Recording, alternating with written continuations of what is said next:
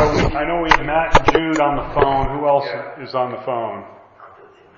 Anna's here. Anna and DJ. Excellent. Anybody else? Mary Jo. Oh, hi, Mary Jo. Hi. Welcome. Adam? No? He might have had a meeting, and he's been having meetings in Voluntown. Yeah. So we have all regular members here tonight. Okay. 7:30. I'd like to call the regular meeting of the Board of Finance to order, please. First item on the agenda is election of chair of the Board of Finance. And I would like to nominate David Kelsey I'd like to second that. to fill the term beginning in the new year. Second by Mrs. Sturgis. Any other nominations? Great. All those in favor? Aye. Aye. Opposed? I'm certainly in favor. And as a special note, I would like to thank Andy for the great job he's done for the past, I don't know, how many years has it been, Andy? Seems like a lot, doesn't it? 16, I think. And I think you've been very exceptional, and we're going to miss you. Well, I'm still here. Yeah, I know, but you can vote now. That's right. Well, thank you. And it's been it's a good group of people. It's been a lot of fun, and we'll continue to have some fun. And what I might say is that, I started with the Board of Finance for a long time and became first selectman, so maybe, I'll learn from your mistakes. Get away from that radio stuff. I'll learn from your mistakes, Tim. I know, you came back and did it again, too. Get the slow lane here. Can you afford a cut and pay? No, not yet. All right. Well, thank you. And I'll run through this meeting, and then Mr. Kelsey will run with it in January, or unless we have a special meeting in the next 10 days, which I doubt. And thank you all very much as well. Yeah, great. And thank you, David, for jumping in. Annual financial report. Mr. Nosek, if you don't mind joining us here, that way there's a microphone. We've got members on the phone. Thank you.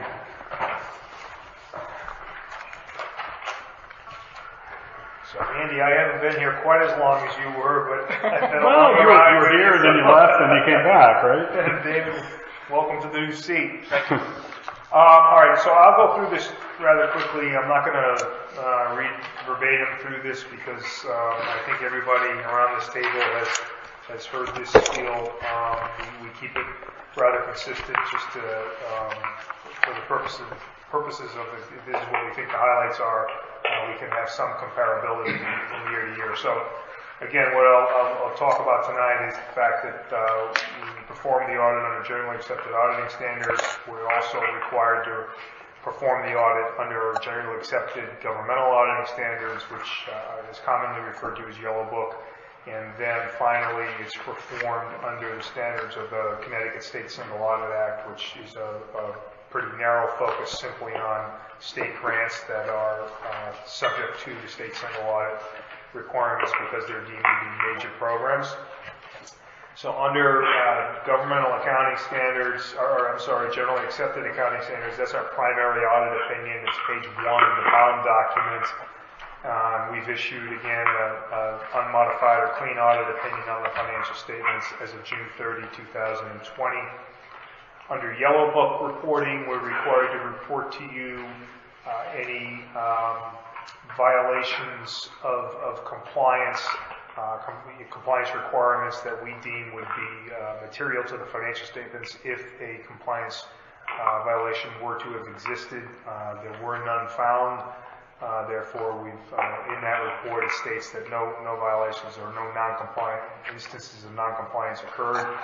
We also report to you any internal control matters relative to financial reporting in that report. So these would be internal controls as to how your accounting function works from infancy of a transaction all the way to the point that how it gets reported in a financial statement. So from start to finish. And so relative to that, there were no material weaknesses or significant deficiencies that were identified under internal control relative to financial reporting. And finally, under the state single audit, same results, no material weaknesses or significant deficiencies relative to internal controls over the major state programs that we audited. And we issue actually an opinion on compliance relative to state single audit major programs. And that opinion is an unmodified or clean audit opinion, again, on those grants that were tested. If you look at slide 6 here, off to the left, it's just a summary of what we did. The snapshot on the right is actually the summary of auditor results, which is a page out of the state single audit. A little more than halfway down there's a heading, underlined heading, state grantor and program. Those are the grants that we actually tested. So Town Aid Road, Municipal, Town Aid Road, STO, Local Road and Bridge Project, and we also tested the Local Capital Improvement Program. So those are all the state programs that we deem to be major state programs, and therefore were subject to the Connecticut State Single Audit Act for the June 30, 2020 year. Those totaled $575,708. The total grant expenditures, state grant expenditures for the fiscal year were $651,090. So the major programs actually cover 88.4% of all of your state programs. So that's a pretty high coverage rate. We're actually only required to obtain 40% coverage. So relative to how it's selected, that was a pretty high rate of coverage. The next slide gives you a snapshot. Again, I changed these slide layouts earlier this year because it was hard getting information on these guys, and I'm still learning how to use PowerPoint. So I hope you find these a little better to look at than the prior ones. But this here is the balance sheet of all of your governmental funds as of June 30, 2020. I'm going to focus here solely on the general fund, which is that first column off to the right there of the snapshot of the financial statement, and most predominantly focus on the fund balance. So as you can see, fund balance in the general fund, total fund balance is $11,701,097. It actually was an increase of $391,153 from the prior year. And of that fund balance, that unassigned portion, which is highlighted there in yellow, that's really the number that is one of the primary attributes, if you were to go through the bond rating, that the rating agencies are looking at. And what they look at is what is the percentage of that unassigned fund balance to your overall budgetary expenditures and other financing uses. So for the fiscal year ended 2020, that represented 22.24% of those budgetary expenditures and other financing uses. The next slide, I agree, I haven't perfected this one. It is a little difficult to read because there is so much information on that financial statement. This is your statement of revenues, expenses, and changes in fund balance. As I said, again, focusing on the general fund, I said a minute ago, fund balance in the general fund increased $391,153. And that increase was primarily due to expenditure reductions in multiple departments that took place during the year. From our understanding as the audit team, because we're making inquiries relative to flux analysis on all of these line items, a lot of it had to do with just measures that were taken because of the pandemic. Fund balances here in your non-major funds, so that second column in your governmental funds decreased by $975,830, and that was really all due to capital project activity that was ongoing in that fund. That funding was sitting in those capital projects to be used for these projects. So as you see, at the end of the fiscal year in that column, you're still 1.992763 positive relative to fund balance. And if you look at pages 8 and 9 of your management's discussion and analysis, which is in the bound financial statement document, they'll get a little more granular in detail relative to the various fluctuations that took place year over year in your revenue and expenditure areas. The next slide, slide 9, is your budgetary statement. So this is budget versus actual. The actuals, this is general fund only. The actual column doesn't line up exactly with the statement that we just looked at a second ago because there are some nuanceable differences relative to budgetary accounting and GAAP accounting, which these two statements, one follows budgetary, the other GAAP, so there is a different measurement focus, if you will, on these statements. So your budgetary revenue collections underperformed budget estimates by about a little over 165,000. So not a horrible deficit whatsoever, and it was solely due to intergovernmental revenue or governmental grants, if you will, that really missed the mark. And they missed the mark by about $630,000. I don't know this evening, off the top of my memory, exactly what grants were anticipated that didn't come in or didn't come in at the levels that were anticipated, but I can circle back to that information in our papers. It's really just the two big ones that are the sidewalks and Soundview and Grassy Hill. We thought those projects would be getting compressing reimbursements, and we did not, just because they're slow. So that's the big one. Okay. Budgetary expenditures came in under budget estimates by a little over $709,000, and I think the same as indicated on the GAAP statement was really due to measures taken due to the pandemic. Overall, budgetary fund balance declined $465,254 for the fiscal year, but you have to temper that with the fact that in your budgetary plan, you had planned to take $800,000 out of fund balance in order to make this budget balance, and then you had additional appropriations during the year. So your budgetary anticipation was you were going to deplete the fund balance by a little over $1.1 million, and in fact you depleted it by $465,000. So all in all, relative to looking at it from a budgetary surplus or deficit, you in fact ran a surplus relative to budget versus actual. The next slide is just your tax collections for the fiscal year. Tim had indicated to me, I usually just give you the current collection rate, so that it all takes place down in, as you look at the table that's in front of you, the 2018 line, which is 2 up from the bottom. And if you took somewhere around the middle of that table, you're going to see adjusted taxes collectible, which was $35,585,288, I believe. And then the very next column is the taxes collected on that of $35,180,081. It's just one divided over the other, so the collection divided over the adjusted collectible, which gives you the collection rate. Tim had indicated he thought that we had made, or I may have made a mistake relative to that 97.10 collection percentage. So I'm not, if I was good at math, I would have been an engineer, so I'm not, in my head, I can't do that right here in seconds, but I don't know if you did get a chance to. Well, when I did the math, it seemed to be a tad bit 98 point. Okay. But you're the man, Yeah, I'll check that, Andy, I'll get back to you on that, or David, I'll get back to you. Yeah. I mean, it's still a solid rate. It did deplete a little bit, even if my calculation is wrong.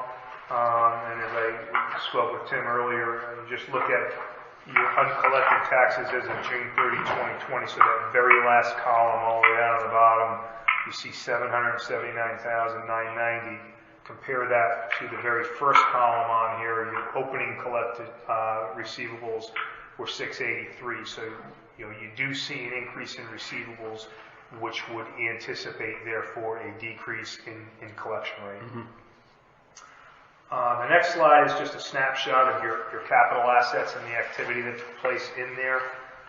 There was an increase that was led really by two primary things: the purchase of some open space for $600,000 and the purchase of some public safety equipment, again for $600,000. Overall, Those assets increased by $1,514,975 for the fiscal year. So you end the fiscal year net of depreciation with capital assets of $23,184,162.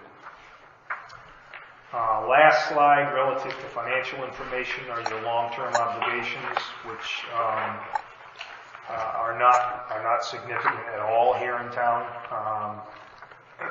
But you did issue some debt. It was a private placement debt that you issued through Webster Bank in order to fund the library renovations. So you can see that in the additions column here on the table that's presented. So overall, long-term obligations increased $725,926, and again, probably solely due to the 1.250 issuance of that private placement debt, and then that's tempered by reductions in other debt that was outstanding as of the beginning of the fiscal year. And then finally, I'll just go through, and this actually is a summary of required auditors' communications to those charged with governance. This comes in a formal letter that accompanies the financial statement. Andy, I don't know if you're the only one that gets that letter or if everybody gets a copy of that letter. I think that was shared. Okay. Okay. The management letter? Yeah. Yeah, everyone has a copy. Yeah. It's in the- And the 114 letter too. Yes. Okay. Okay. So the 114 letter really, what it pertains to is just topical areas that we're required to communicate to you. They are boilerplate. They're not things that we decide we'd like to talk to you about or present information to you about. They're all areas that, standards believe, the accounting standards believe that if there was some bias being exhibited by management relative to the financial statements, if they were trying to make the financial statements look different than they actually are, better or worse, these topical areas would be where that may raise its face, if you will, a little bit. So if there were instances relative to all of these topical areas that we felt something was off, something was odd, we would communicate that to you. So I'll go through them quickly. The qualitative aspects of accounting practices, what that really relates to is estimates that are embedded in the financial statements. So the significant estimates that are in the financial statements here in town are basically the useful lives of your capital assets. That determines the depreciation and therefore the net book value of those assets. So we evaluate those as to whether or not they're founded in fact.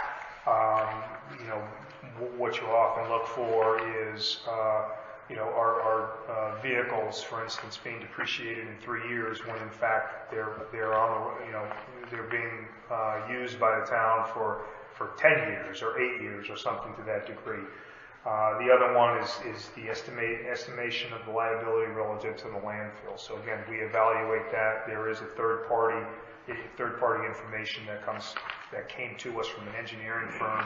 I think we update that probably every 2 years because it's really in its depletion phase. They determine what the overall liability was, and then every year that liability declines as the monitoring activities take place.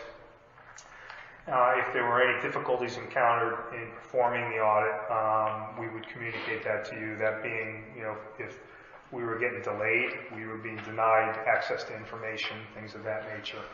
Corrected and uncorrected misstatements, we would communicate to you.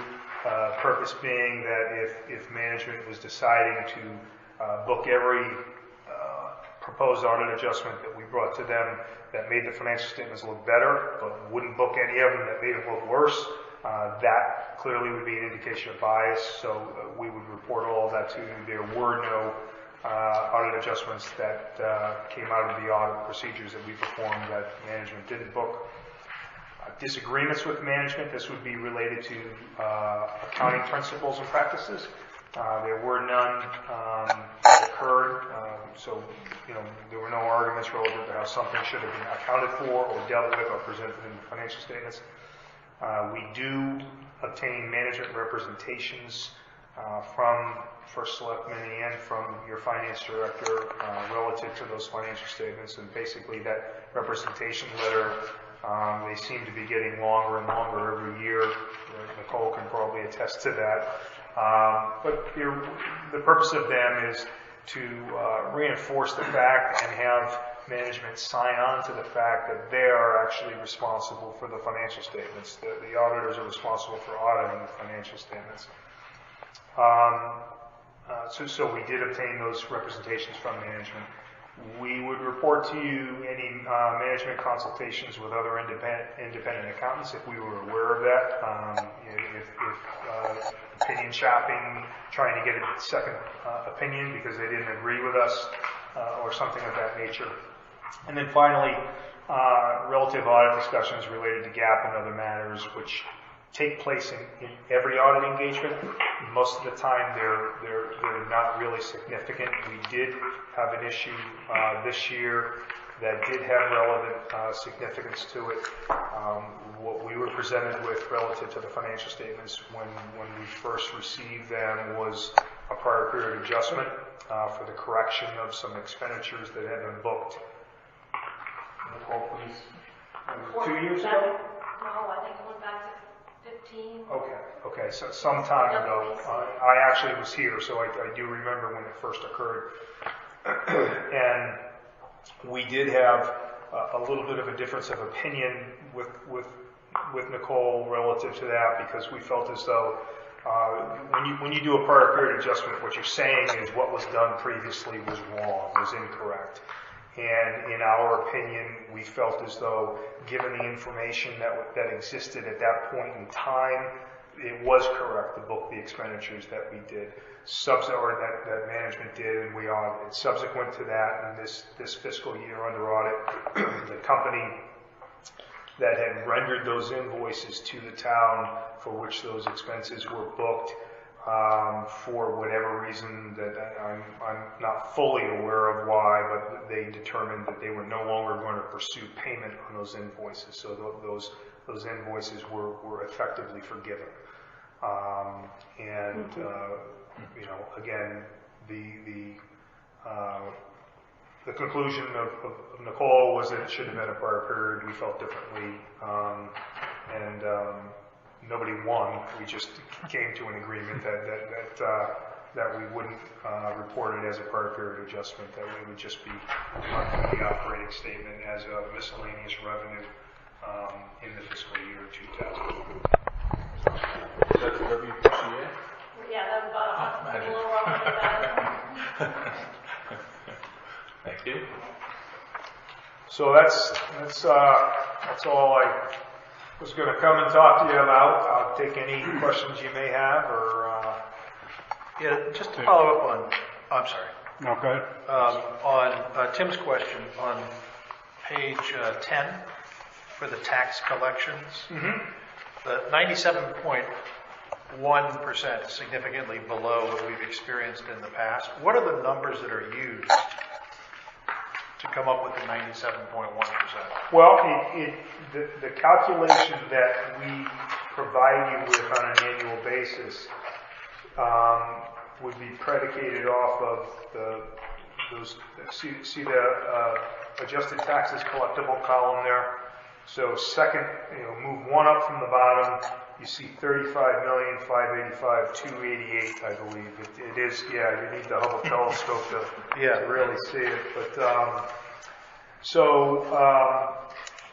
and then the next column over, same line, the taxes that were collected, 35,180, 061 or 080, I think it's 080. So the calculation is simply 35, that those taxes collected divided by the adjusted taxes collectible.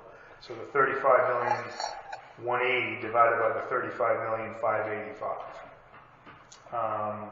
It's set up in a formula in the spreadsheet that I do all of this work in, and it may have pulled numerator, right? It may have pulled the wrong numerator. It should be 9886. Okay. Yeah, 405,207 is the uncollected taxes. So that Yeah, it's going to be roughly where we have been in the past. Okay. Yeah.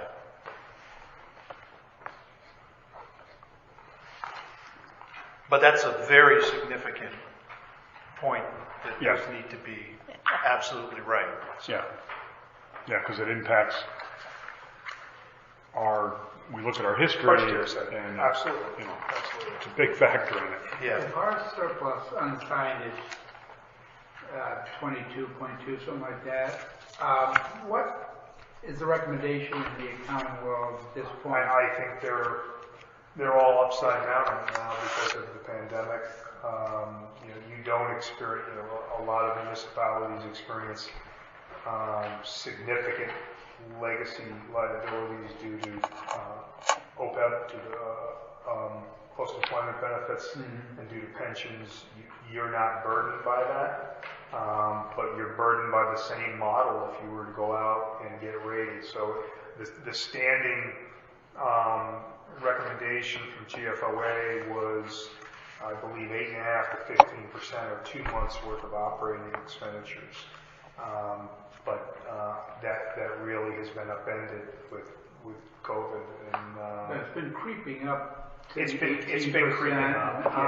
Yes, because the rating agencies have just gotten more and more difficult relative to ratings. There was always, in my experience, and I've been doing this for a long time, they were always looking to lift the community up as they were rating it, looking for reasons to take a AA to a AAA or a AA plus, and that's no longer the case. They're typically looking for reasons now why they should knock you, be it just a one grade down. So. So 22 is still respectable. Yes, 22. I certainly think, especially given the debt burden that doesn't exist here, I certainly think that it's a very strong fund balance position to be in. And when we have these capital funds for fire trucks and roads and all this, that's another, not 1.9 million on top of the undesignated. Is that, do other towns have those kind of funds accumulated? Some do, some don't. Some bond for a lot of their capital work in bigger cities. So the rating agencies in seeing those funds they would like that too. But again, 7, 8 years ago, they would look at those funds and say, yes, they're available if need be for a multitude of resources. And now they look at them and say, well, you've got them committed to all these projects that you've got authorized, so it's really not free cash. It still would obviate the need to go out and bond or raise the mill rate for that particular purpose, so you'd think they'd like it. Or dip into the surplus. Yeah. Yeah, it maintains that surplus, Yeah. the fund balance, because we're not going in there to take $600,000 for a truck. We did allocate up to $800,000 Yep. to keep the mill rate Yep. stable. And last, the library debt, it's a liability, but it's not our building, so there's no corresponding assets, so that's just a little upside down in that deal. Yeah, it on your government-wide statement, the Exhibit 1 in your financial statements, it impacts that net position negatively because, if you hadn't paid anything down on it, let's say, in year 1, you'd have an asset and a equal liability, for the two of them, but that's not the case here. So, but I think everybody would agree it's a community asset. Yeah. So, And I have a question, but included with the financial statements that I handed out is also the recommendation letter as well, and I don't know if people looked at that or had any questions on that.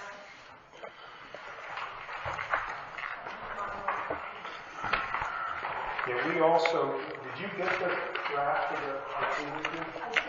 I did today, and I shot it back to them because some of the things I wanted them to clarify. Okay. So I'll do that at another time. Okay.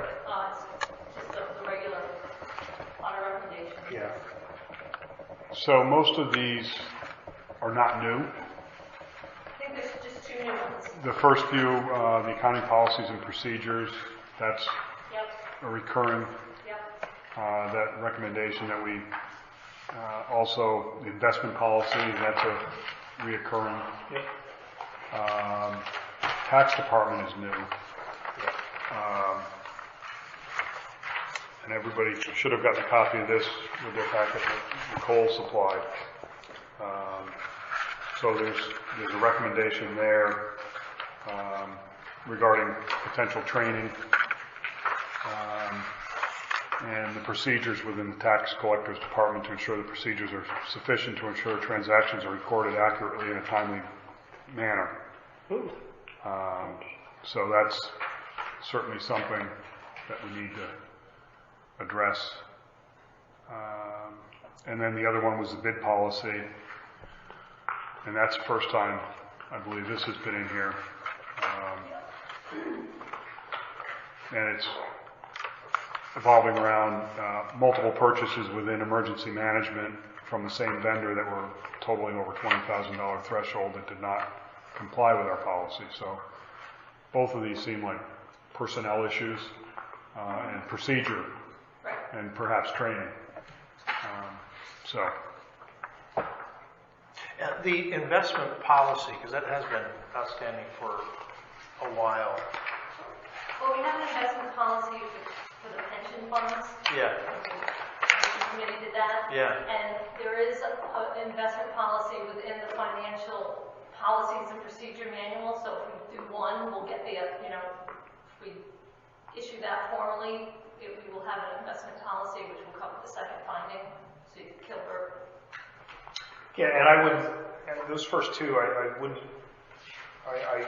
not classify those as findings. They're simply best practice recommendations. Right, exactly, yeah. The other 2 matters are something that, should be addressed. One, I think, as you indicated, Andy, I think is relative to training and utilization of your existing software. Mm-hmm. As it's designed to be used, as opposed to utilizing it in a far different manner that kills some of the audit trail and created quite a mess, quite frankly. And the big one is really someone circumventing the process. There's nothing wrong with your bid policy. It's a matter of someone not complying with it. And this has been shared with the Board of Selectmen, or will be, as well. Any other questions for Ron? How much snow do you think we're going to get? Give me your phone number, because if my snowblower doesn't start up, I'm calling you. Are you south or north of 95? I am south. It sounds like we're going to get a little dampness with the snow. Good. They're talking 5 to 8 inches now along the shoreline in this little corner. Yeah. But what do they really know, right? Yeah. Although that's heavier to move, right? Yeah, that's right. All right. Well, thank you very much. Thank you very much.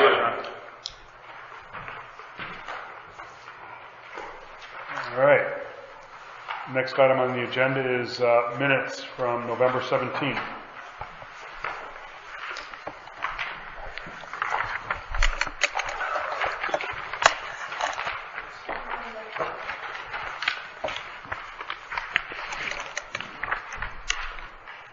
Andy, I'll move approval of the minutes to get things started. I've looked at them. I don't have any comments myself. Do I hear a second? Seconded. Seconded by Mrs. Sturgis. Further discussion or?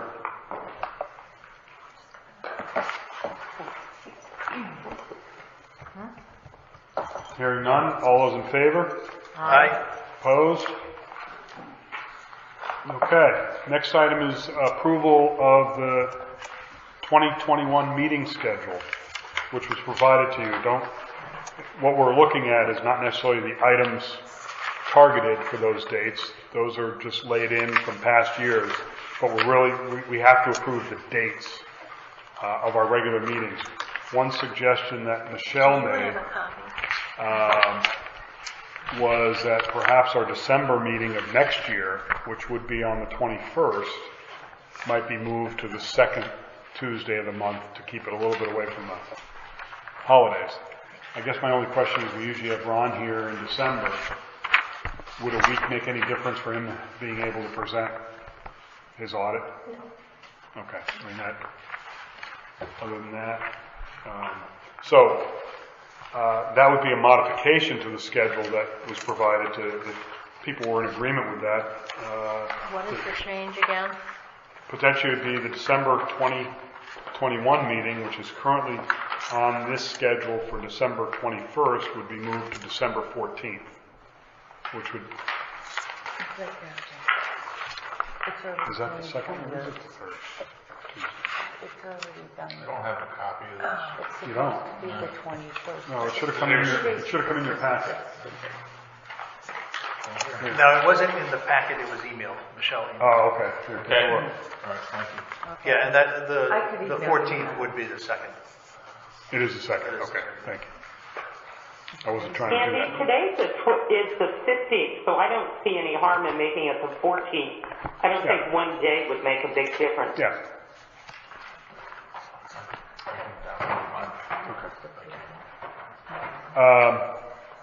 So I would entertain a motion to accept this meeting schedule with the modification of December 14th, 2021 being the meeting for December, a year from now.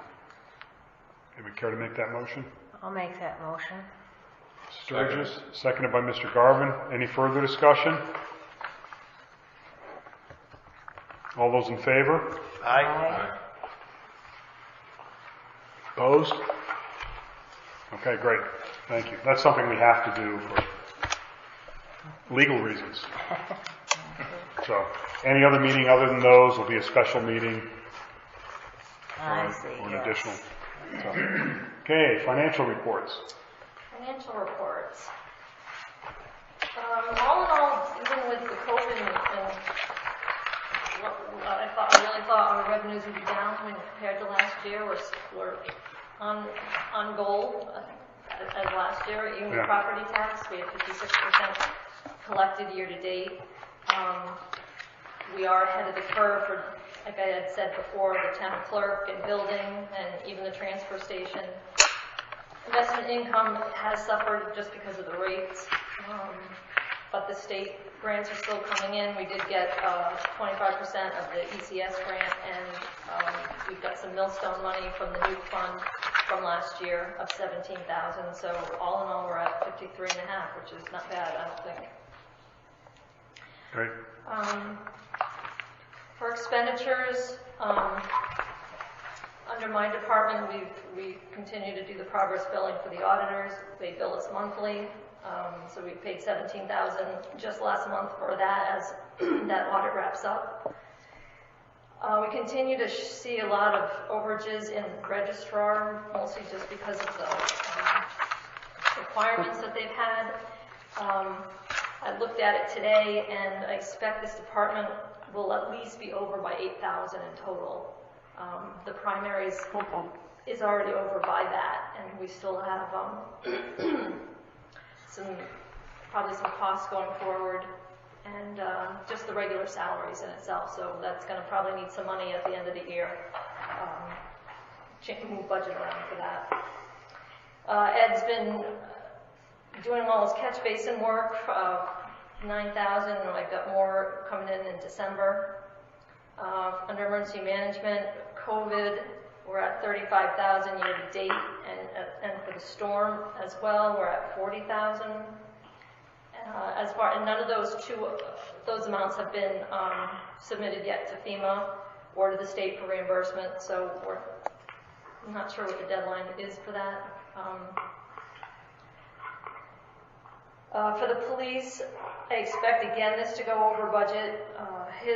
As I'd say every time, there's still some overtime that has not been reclassed out to COVID for the Rangers or for the police. And whether I get documentation to do that, I think is still up in the air, and I'll just keep you apprised of that. But in total, I think that department will go over as well.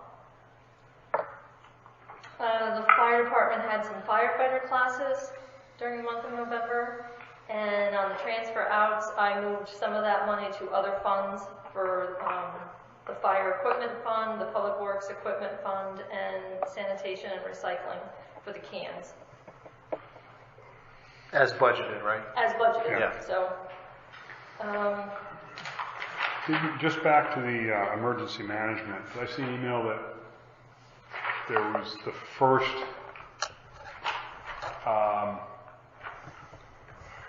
request for reimbursement from FEMA was Tim has those numbers, right? somewhat positive. Yeah, well, Dave submitted. This is ending June 30th. Right. That's what Right. got submitted The second back in quarter. August, September. Yep. He submitted something like 109, they increased it to 116, which then that had one more approval step to go, so that would be a 75% reimbursement, which is some $89,000. When the final approval is made, the 25% optimally would go to the CARES reimbursement.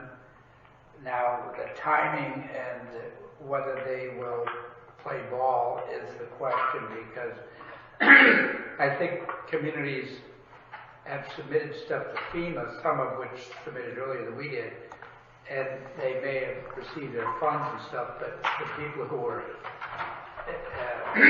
late in the submission, it would be difficult to meet the guideline to get the CARES submission, because it was only about a month apart.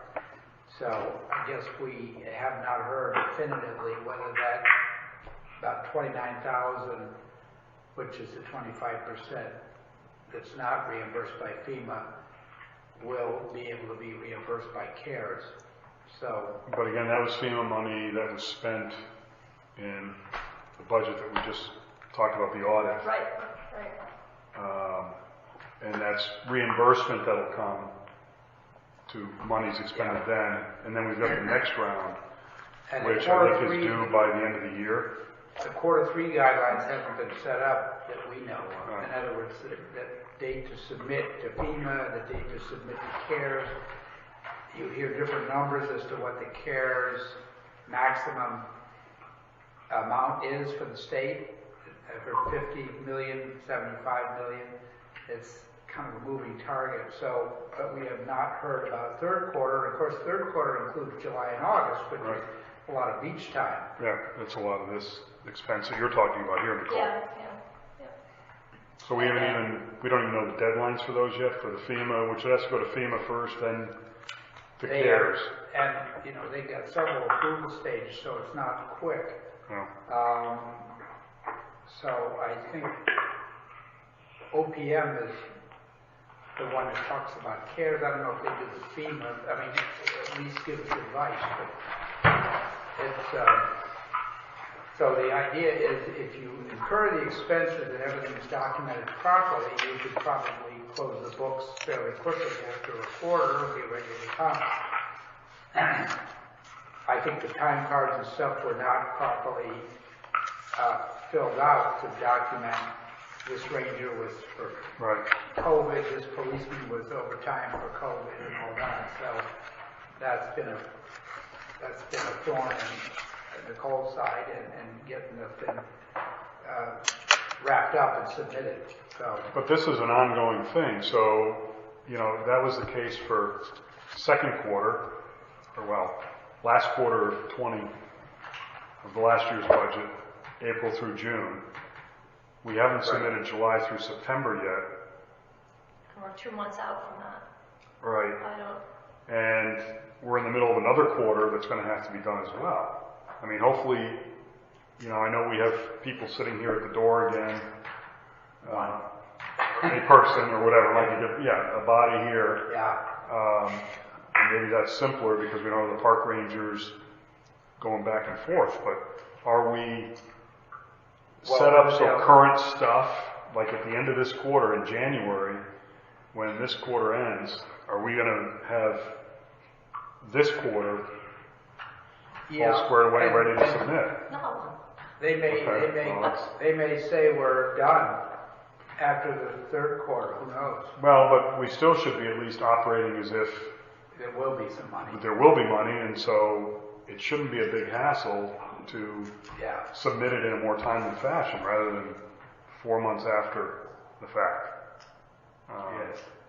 Just because maybe there's going to be limited money, and the first one that gets their request in maybe gets through and gets their 75%, and then we get the rest of it from CARES. Yeah. But if we're behind the 8 ball and all of a sudden the money's gone, And again, I can't do CARES until I have that FEMA letter, right? so. I'm again, sure. Dependent on others So to do this. I just hope we can get our record keeping necessary to file these reports to be a little stronger. Where we know what we have to do. I mean, we've actually got 1 quarter under our belt. It took a while. Yeah. And then there's a storm FEMA too. Yeah. Well, that stuff we've been doing for years. That I would think would be hopefully a little more routine. Hopefully. Yeah. But it doesn't sound like it is. Really what it entails is, you know, we establish an account if there's an emergency declared, like for COVID, or storm, and I send an email around. Anything that's going to be put in this account has to be approved by Dave. So it goes through his department so that he can make his copies before he even sends it to us. I don't think that happens. I know that doesn't happen. And then when we cut the check, we give him copies of check stub, and we do that the day we cut the checks. And you take that information and you put it you go online. FEMA has spreadsheets, and it's relatively simple. So, and it's just to me, it's just organization being on the ball. I mean, the storm stuff, again, those are things that we've done for years, whether it be hurricane, major snowstorms, windstorms like we had in August. Who knows, maybe the storm Thursday is going to be one of Well, those. even lawyer bills, because we spent a lot on what's Executive E-9 and stuff. So it isn't just labor. Yeah. There's other stuff. All the plexiglass windows, and so all that stuff has to be. I guess any way we can move that along a little more efficiently would be helpful. And then on the back of that is just some carryover items. We've paid partial to the construction company doing the bathrooms. I just got the second request this month for that, so we're nearing the end. And we paid R&W Heating $21,000. That had to do with the senior center boiler replacement. And Nathan and Jacobson, $17,000, I believe that was for Grassy Hill. Transfer into those other accounts from the general fund, and then the last item is Ed had all the roads in Old Line Estates done for $369. That came out of the road and Any questions for Nicole on that part of it?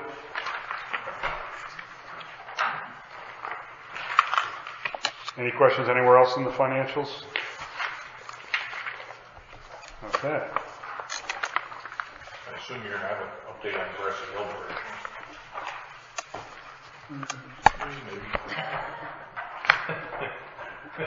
All right. Old business. Do you want to put economic development there or new? Probably new, but Okay. I guess apropos of, well, there's a couple things.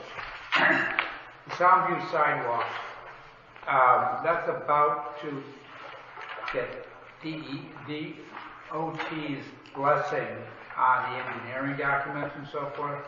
As we know, the project entails sidewalks on Hartford Avenue from Botchland up to the Easy Mart store, and from Cross Lane over to the OLPD, ideally on Shore Road. At the Easy Mart, there is in fact an easement that's going to be granted to make that, instead of a lazy turn, it's going to be a little more defined, and so there's an easement that we are executing with the owners, and so that corner has to be shaped up a little bit. It's pretty evident that even in the beginning that the 400,000 would be insufficient to do sidewalks on both those roads in their entirety. So the question is, Hartford Avenue is the principal one at this point, and then what we can do on 156, we'll see. Complicating things, there are a number of homeowners, abutters, whose properties are lower than the road, and they've always been unhappy that the water splashes into their driveways and floods their front yard. They claim that the road was crowned and elevated and kind of made the problem worse, but it's, in talking with the attorney, why if they haven't made noise about it within 3 years, they can't come at this point and make a lot of noise. So, because of the grade, if the sidewalk goes up slightly, 2% grade to tip the water toward the street, that accentuates the fact that at the back of the sidewalk, it's a little taller than just the ground was. And so it sheds the water, but makes the grade a bit more challenging. And the driveway aprons, they're going to have a lip along the street, probably 1.5 inches to guide the water past. But that, plus the sidewalk itself, which you can't have a big dipsy doodle nowadays, I guess. So we need to, in those cases where these lots are low, a taper from the back of the sidewalk into their yard, so it just doesn't drop off, maybe 12 inches or something. So everybody's playing ball with the exception of a couple of people.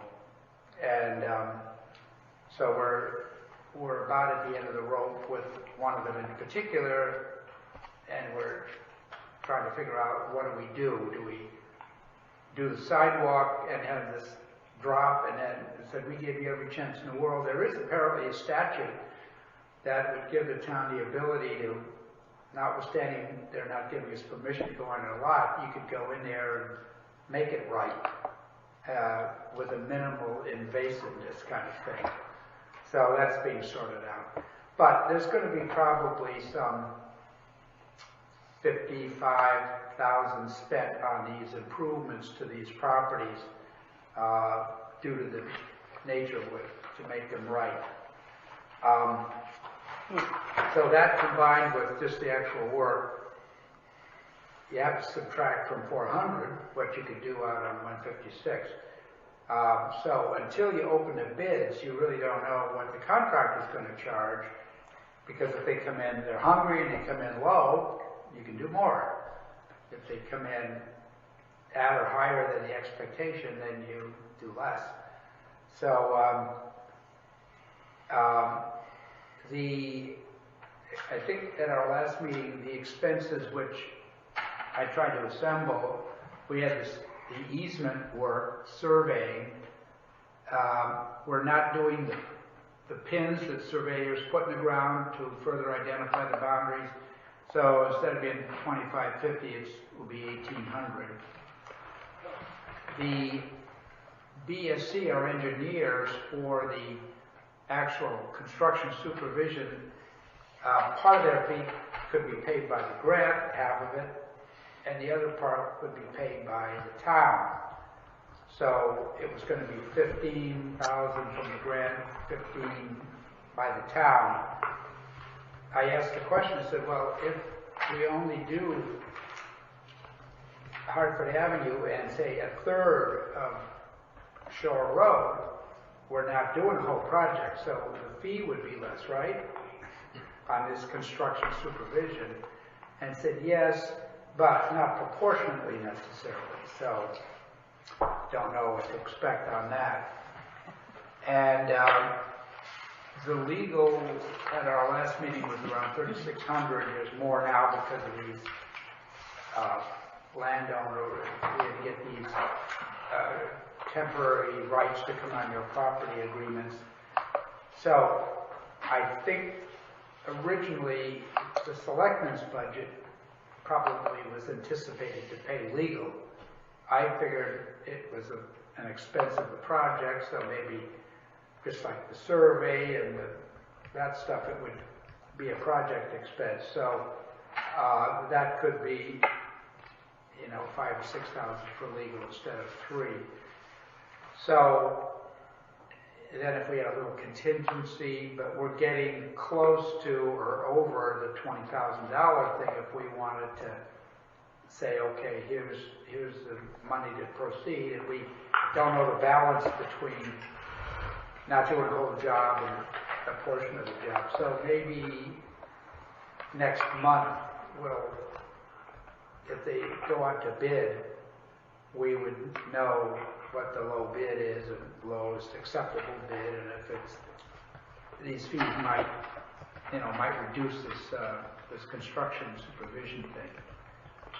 So I don't think we need to deal with it at this very moment, but it is something that's got to be on our radar, and probably going to be in the range of 20 to 25,000. I think with respect to town meetings and so forth, even the January annual town meeting is going to have to be virtual. And I suppose action by what would be town meeting vote would be Board of Selectmen could do it as, you know, the Board of Finance did the town budget, but then the Board of Selectmen did some stuff in Soundview with money and easements and all, so we'll get advice about that, but it may be that our end of January town meeting will have to be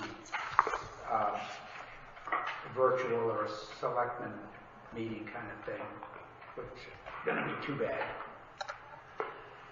Yeah, So that's... I wouldn't think you're going to have a true town meeting with, no matter where you put it, in the And auditorium then, or whatever. one of the fun things is the Citizen of the Year, and that could still be done, but it won't be as enjoyable and all, so. Can I ask a question when it's appropriate on the Soundview? Sure. Go right ahead. Thank you. Tim, from your presentation, by the way, this is Mary Jo. I know you were gathering all these costs, but in another, another budget cycle might have been dealt with differently. So am I understanding you correctly that rather than have the 1,800 at one point with discussion that might be something that could be pulled out of the public works engineering budget, and 3,000 to 5,000 legal was going to possibly be from Board of Selectmen legal, that you are not going to find those monies elsewhere, that you want those treated as something for the town meeting? I don't think we can make that decision at this point, because if the 15 turns to be, say, 10, and Nicole and I talked about the engineering, temporarily we're putting it through Selectmen's engineering, which is a robust $500, so it's going to be over. So, we're swirling this. We don't want to rob Peter to pay Paul.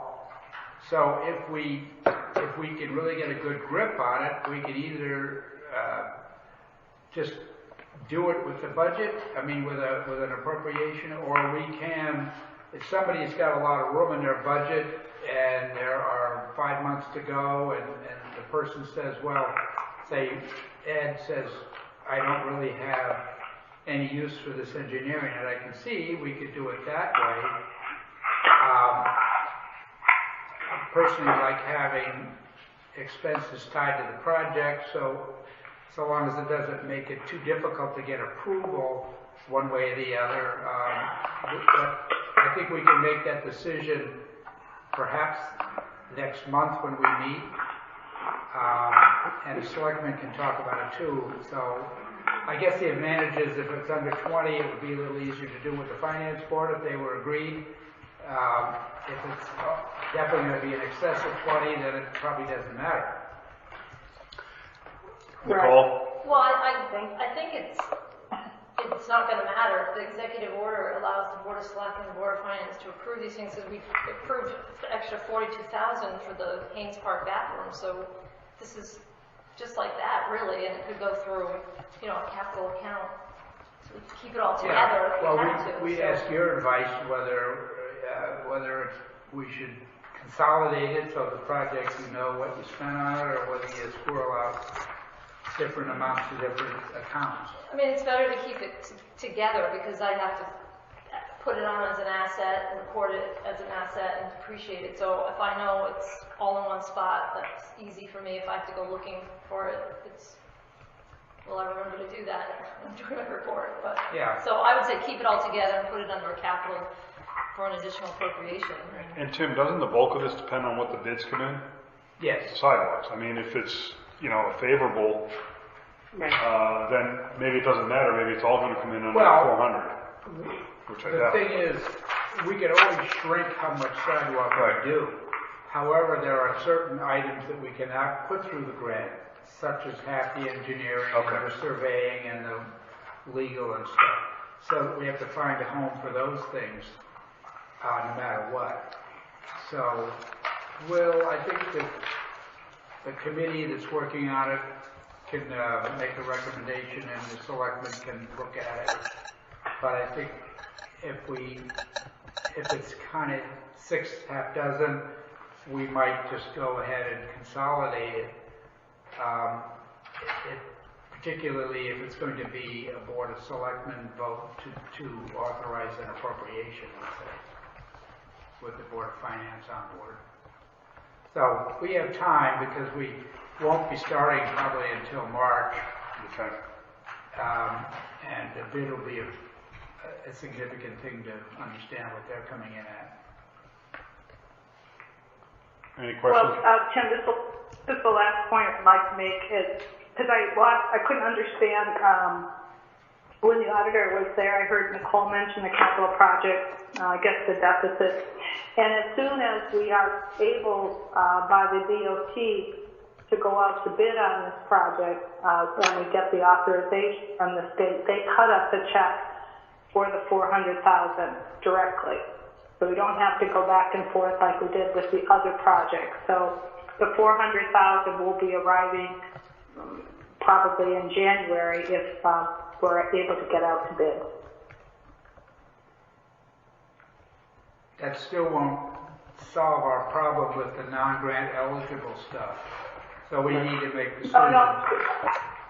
I'm just commenting on because I couldn't hear Nicole when she responded to the auditor about the deficit and funding for the government projects that were estimated.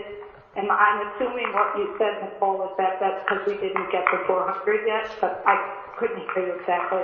Yes, that's what I said. We didn't apply for the reimbursement or anything of the funds as we had planned. Right. So that's why, yeah. So we'll show more revenue this year for that 400,000. Okay, great. Thank you. And that, with respect to Grassy Hill, which is kind of old business, there's really nothing new to add.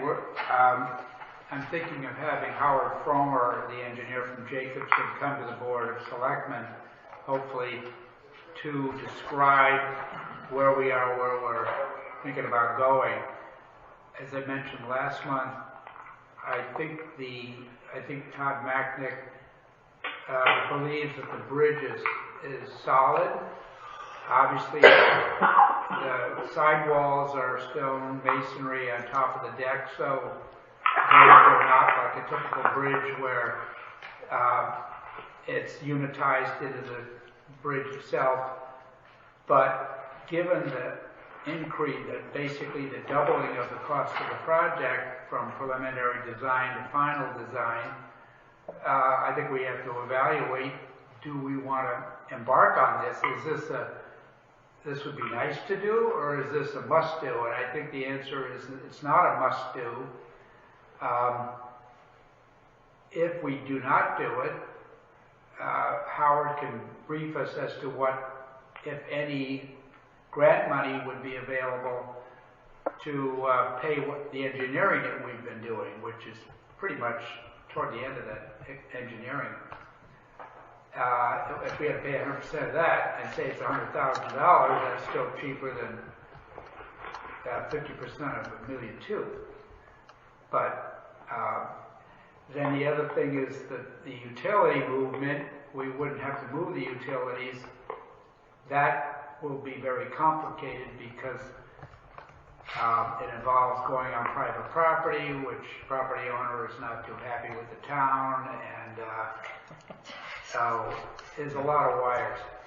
So we could just take a pass on it and leave it the way it is, the way it's been for 100 years, or how long that's been there, and we've got nice plans in case at some future time we want to do it. Or if there's a compelling reason, we'll listen, but my gut reaction is spending $1.2 million on that thing is a lot. Leave it alone. So, but we'll get Howard's enlightenment on it and see what he says. Does that road go up the line? Somewhere Are they there- willing to pay 40%? Yeah. Just like they did for the dam. Repairing the dam, half the lake. Other old business? I think that's, new business. Andy. Yep. Jeff. I'd like to, I guess, bring up now, in the minutes, Mr. Grizzle stated he didn't have an update on the senior center building expansion project, and that's because Jerry Baker has sort of called a halt because of the coronavirus and other things. We have the questions or a guide for those of us who are going to try to solicit willingness to participate in the survey and things like that. But we called it off because we felt that the atmosphere at the moment was not conducive to getting the kind of response, perhaps, either in amount or quality that we hoped for. So I think, I don't know exactly how long Jerry is going to wait. She and John Kiker are co-chairs of this project, I think, at the survey at least, maybe the whole thing. I haven't been to a meeting in a while, but Jerry is sort of my neighbor down the road, and we have become friendly, and so I talk to her more frequently than I used to. And so I think that it's sort of just a pause at the moment, and that's why there isn't any update, because nothing's been going on. She did reach out to me and wanted to have a phone conversation, but I think it was Friday, and I just haven't had time, Yeah. so No. pass that along to Dave. Yeah. Do you know Jerry Baker? No, not beyond the meetings that we've had here. So, Okay. yeah. Great. But I'll talk to you a little bit Yeah. more. Okay. Yeah. We might have coffee together or something. Sure. Yeah. All right. New business. Well, this just came in very recently, and so the Board of Selectmen hasn't really even been able to look at this, but in the budget there is $7,000. This is Economic Development Yeah. Commission In carryover. in Cary. Yeah, the carryover part of the budget. And Howard Margulis sent an email in, which I put in the boxes as a selectman, but I'm hoping we might get more clarity on this on Monday if we're still able to meet with the snow. Anyway, it says the Economic Development Commission at a regular meeting unanimously approved a motion to engage Advanced Connecticut, which I think is that CERC group with a different name that's quite It is. It's different, yeah. It is. It used to be CERC. And now Yeah.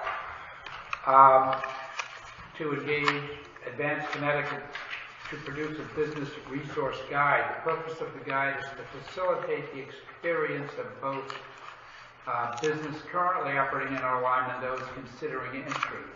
The guide will provide businesses with essential information, including description of local land use process, business regulations, the role of the various boards and commissions, and the approval process required to conduct business.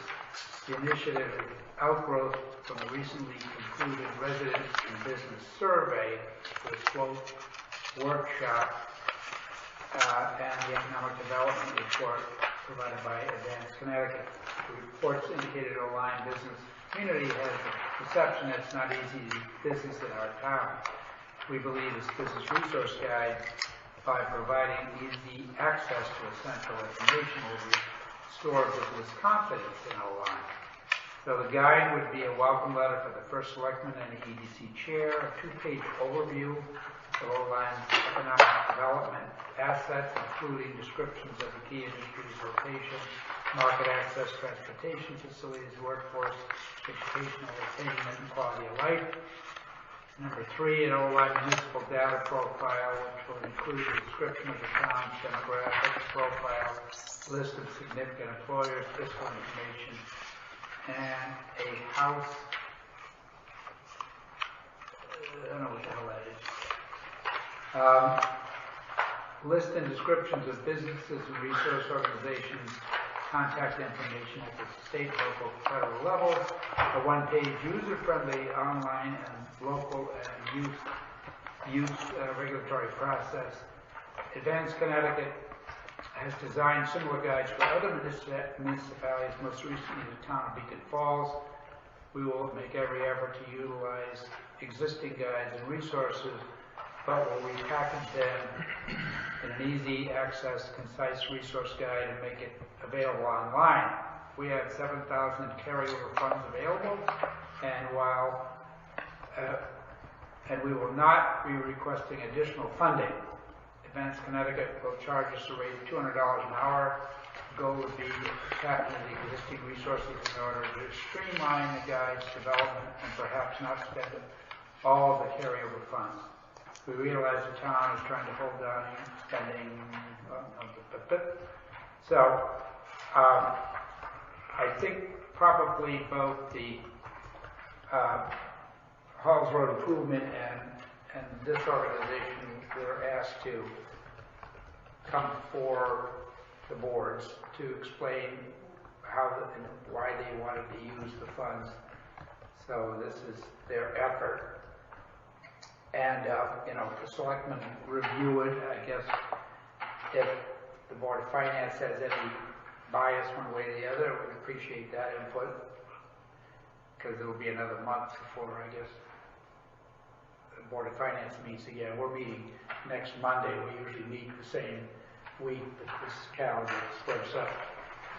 So if there's any feeling on this study using that money, why it'd be helpful for the Board of Selectmen. Anybody comments? One of the questions I shot, because he sent me this as well, I sent a note back to Howard, is there going to be something printed? And he basically said no. It is going to be, it's to enhance the online, to mail out, or where would you send it, where would it be used? It's really just, I think, to get the information for prospective business coming into the area. I don't think they're printing thousands of them. I mean, the Beacon Falls one I did look at, and it had a bunch of industrial plots of land that were available. Yeah. I don't know that that's, quite old line. Heavy metals are free with acquisition of an industrial property. So, The old medical building's for sale, isn't it? that's, yeah. It's probably environmentally clean too. Yeah. Anyway, It's approved carryover, it is. so. It's a.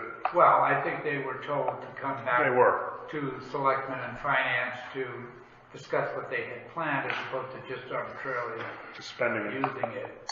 So it's less than 48,000, of course, so it's a smaller amount. It seemed like they think this would be a very fine thing to do. Was the Beacon Falls example that you looked at, was that online, Andy? I could email, I didn't look at the website. They emailed me. I can forward the email around. Was it like a PDF of? Yeah. Oh, okay. Yeah. And it was about 28 or more pages. Yeah. I mean, it's pretty, it had good demographic information. I mean, it's stuff that is probably already exists on the Old Line But it's not webpage. in one place, and that's what this is. Correct. proposed That's to what do. this Yeah. takes the information and puts it in one place so that if a business from outside the area inquires, it could even be something that would just get emailed out to them. Yeah, no, I You know. like the idea, so. So, It sounds like they're gonna try to talk about the departments in town hall a business would have to interface with right.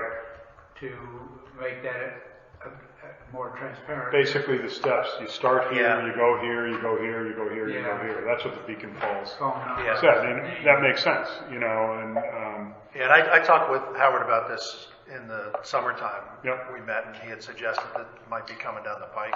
Yeah. I like it. I mean, it seems to fit in with what what they've done already. Right. This is kind of the logical next step. You know, at $200 an hour, they're going to get about 35 hours of work. I don't know if that would be my question is, can a report like this be done in 35 hours? Or are we talking about They're an 100 hours? An urban design grad student of some sort? You know, maybe it's a combination with some oversight, but I guess that would be my question, Tim, for Yeah, well, Howard is, I mean, this Advanced Connecticut is not exactly unfamiliar with Olion. We've Right. already spent a lot of time and money with them, so. and again, a lot of the demographic information is already on the town webpage and certainly available from the state of Connecticut. It's And from really just- CERC, and from, I mean, and they from do that, the you know. two-page profiles of every Right. town in Right. Connecticut. So it's just repackaging it perhaps. But that in part one of it. place, it's easy for somebody. And then their work, I would think, the bulk of it would be involved in saying, okay, what are the steps if somebody walks in? Where do they start in town hall? Where do they have to go?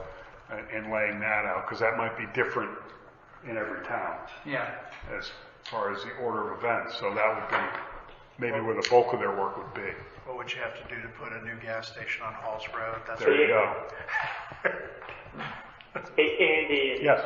Dave, this is Matt. To answer your question, I'm looking at the website right now. Yeah, it's a bunch of different pages you can go to. A lot of it's pretty generic, so they could copy. Like one of the pages is starting a business in Connecticut, which is not Yeah. for a specific town. So I guess my thoughts on this are that the Economic Development Committee should have as many of the things as they want ready to go, so we don't have to burn any time and money with this company while they look for stuff. If we can have it ready to load, then I think Yep. it'll get the process to go more quickly. Yep. a good point. Probably a lot of cut and paste. Yeah, but somebody's got to do it. And Yeah. the one from Beacon Falls looked good, you know, and so that's the other side of it. It has Yeah. to be, it was logical. You know. Approachable. And Yeah. all that stuff. So I guess the Board of Selectmen would kind of like the general feeling that the Board of Finance is okay with them. Yeah, I think so. I don't know, do we need a formal motion? Resolution. Plus money Something less is there committal. for them to use. The money is there, it's just agreement that this fits. Well, if the consensus is positive, I can relay that. There you go. How about if the minutes reflect, does anyone have a concern about what's Right. been presented? Anybody have any concerns? Maybe Great. no one had any concerns about EDC's All right. proposal. Excellent. Other business. I think it's, obviously this budget year is going to be different in many ways in that everybody should comment on this. I mean, in the past we've had, for all our budget meetings, many people come into our meetings here, and that may not be possible this year, to have them physically come here. So I think a lot of that one-on-one work is going to be very important for members of the Board of Finance to come back with, you know, the story of the boards, commissions, organizations that we work with. And certainly some of the organizations we may need to come here to talk with, but many of them just come and I think because they feel like they have to, Yes. maybe nothing's changed and they feel like it's important for them to come. And I think it's in everybody's best interest to probably eliminate those from actually coming face to face to our meetings. We can just, Jeff Anderson used to just write you a letter, and that sufficed. Occasionally somebody would show up because they had something they wanted to talk about, but if we could get the rest of certainly our group of people that are sort of all across the board, it would obviate a lot of that. Yeah, and maybe that's something our January 19th meeting, which is really the budget overview, maybe that's part of that process too. But if anybody is meeting as a specialist with their groups now, maybe just let them know, hey, it may be different, may not need to come in, so let's get good I've got information. emergency management, that one might be tough. Yep. So anyway, those are my Well, 2 cents. then the Academy of Fine Arts seems to be blossoming anew. So I think that they might want to come to convince us of their worth and our help. They got a new chairman. They get a $23,000 They have grant a from new the chairman, arts. and they're doing new things, offering new classes, and Well, they're not really, they're doing art stuff, I mean, they're not totally closed. yeah. So So Anyway. yeah. Andy? Yes. Andy. I have a comment along those lines. I want to thank Nicole for getting so much of the nonprofits information to me already, which seems to indicate that a lot of these organizations are pretty much aware of that and they're trying to be proactive. And this is pretty early for a lot of them. Yeah, I'm sure, obviously Thank you. they're going to want to make sure they get their requests in too early because they've had a challenging year like everybody else. And they probably have to know about what their funding is going to be earlier so they can plan for July 1. So that's good. Yep. Somebody else? Yes. Matt, speaking of that, I do feel like, and I think this probably occurs in January as we start the planning, but it would be helpful to provide at a strategic level some guidance to the departments like, hey, we need you to stay flat this year, or we need you to decrease by 5%. And I know each department has different needs, but I think if we have like an overall target, sort of like you would in business, it might be helpful to guide some of the thinking when they develop their budgets, especially some of them might tend to pad it a little bit. So that's point number one that I'd like to, maybe we can talk about sometime. So I want to get a reaction to that, and I have a couple other thoughts too. Well, But does that make sense? I don't know if we've done that in the past or how we approach it. Well, in the letter that I send to department heads, it does say that, and it has said for a number of years that the Board of Finance would like to see as close to a zero increase. Of course, then I just, department heads come to me, such as the town clerk. She's had a lot of increased labor needs based on the election and absentee ballots. So she might put in a little bit for this and that, and so I just tell them to give me all the detail they have and all the support they have to back those things. And I talk to them one-on-one about that, and they submit it, and I usually talk to Tim just to get his feedback and then bring it to the board. So I've already sat down with several department heads already just to go through some stuff. So Matt, Nicole sends that letter out in October. Yeah. Okay. So that has occurred, and that's the communication that occurs there. Kind of the next steps in their big areas that impact the overall budget are salaries, and some of those are obviously contractual through the unions, and then our capital expenditures. Those are probably the biggest variables. Well, salaries aren't necessarily a variable, but that's something that as long as our head count remains the same, that's probably our total payroll is going to go up. And I guess the variable will be capital expenditures as to where that fits in this year as that's being developed. So those two subcommittees will need to meet probably in the next month prior to the January meeting, just so as the budget book is being put together for the Board of Selectmen, there's some direction in there, because those are usually can change the budget significantly. Well, hopefully with like roads and all these things, we're in a pattern where if we're putting so many dollars in, the year-to-year increase isn't much. Yeah.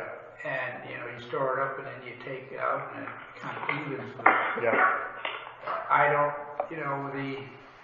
we're finishing up the Haynes Park. We finished Mile Creek. Yep. We'll see about Grassy Hill. We're sort of closing down some of these projects, some of which have had some dramatic increases. So I don't know what else we have cooking. Sidewalks. But that's 400. One thing I might recommend to the Board of Selectmen and Finance, we might get the president of MIRA, which is the old CRA, our Trash to Energy, because that's a friggin' mess. Yep. And we're in the $90 tip range, 93, something like that, up, because likely the plant's going to shut, right, which is about 60% of Connecticut trash. It's all going to go on trucks. Bye-bye. So it's the other destinations, they might charge a lot, who knows, but I think it'd be fruitful to get, and our recycling goes to MIRA for nothing, and it's not 50-50, it might be 25% recycling instead of $93 a ton, it's zero.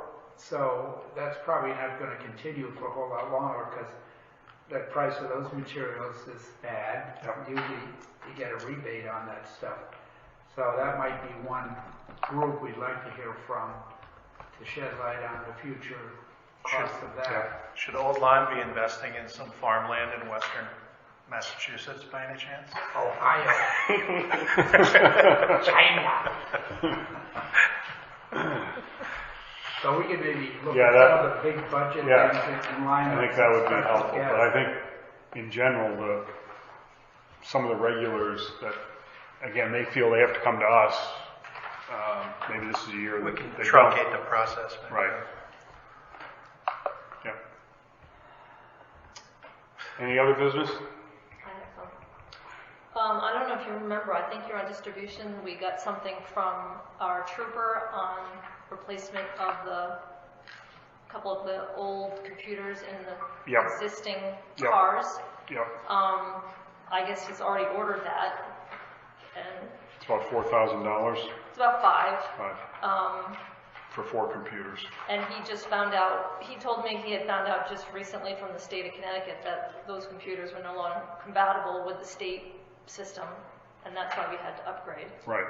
The current computers we have were not compatible. Right. And so I was thinking our private duty fund, as I have for a lot of these things, but I just want to go through and I think the list can handle it, but we've talked about since July 1, $36,000 coming out of that fund, which comes from the body cams, $15,000. We had in carryover for 1920 one of the SUVs that was just late in arriving, and we had to cover an extra $7,000 for that out of this fund. The computers we're talking about now for the $5,000. Then remember we also talked about there's 2 vehicles that have missing dash cams. We never got those, and so another $7,500 was to come out of this fund, as well as some vests that he needed for $1,400. So it totals like $36,000 to come out of the private duty fund, and that seems like a lot, but I think we can cover it at the during the year based on the increased private duty we have, because we make a little bit of money off of that. So I think we'll be okay, but at the end of the year, we'll, hopefully you won't hear from me to say we need to approve any additional money. I'm hoping this will cover it, so I think we should be all set. But are they incremental expenditures? These are somewhat capital expenditures. These are items that have come up that we did not budget for. That's my question. Yes, Yeah. yes. That, some of them, I mean, they were vests that, it was just. The old trooper said we were okay with vests. Right. And then the new trooper came in and said, no, there's 2 people that need vests. That were outdated. That were expiring. The old trooper was not very good at telling us what our needs were for the capital as far as a lot of the cars and other things. And again, we budgeted for an SUV that came in for a lot more money based on a general increase that the dealers have. So that was beyond our control as well.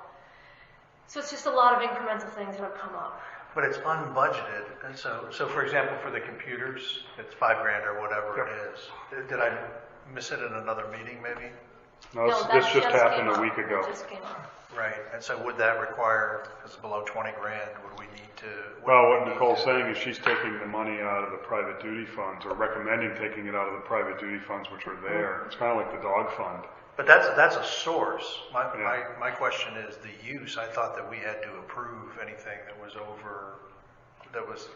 not in the budget. You did. No, you don't. If it's from like a specific capital or a special revenue fund, if what's going through that fund, like the reval, right? You don't approve the $100,000 we spend in reval. What you approve is the transfer out into the reval fund. Yeah, but that's a little funky.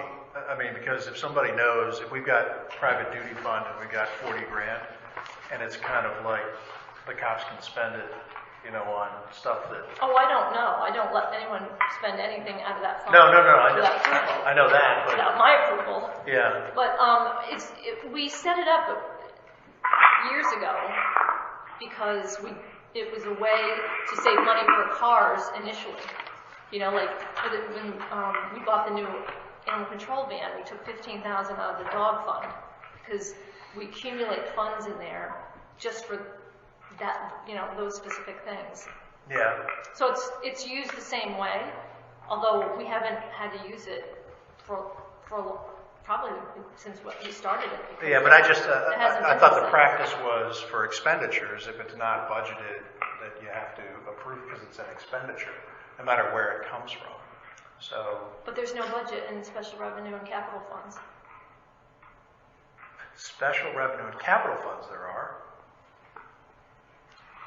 But, meaning like vests. Well, if it had been anticipated during last year's budget process. Right.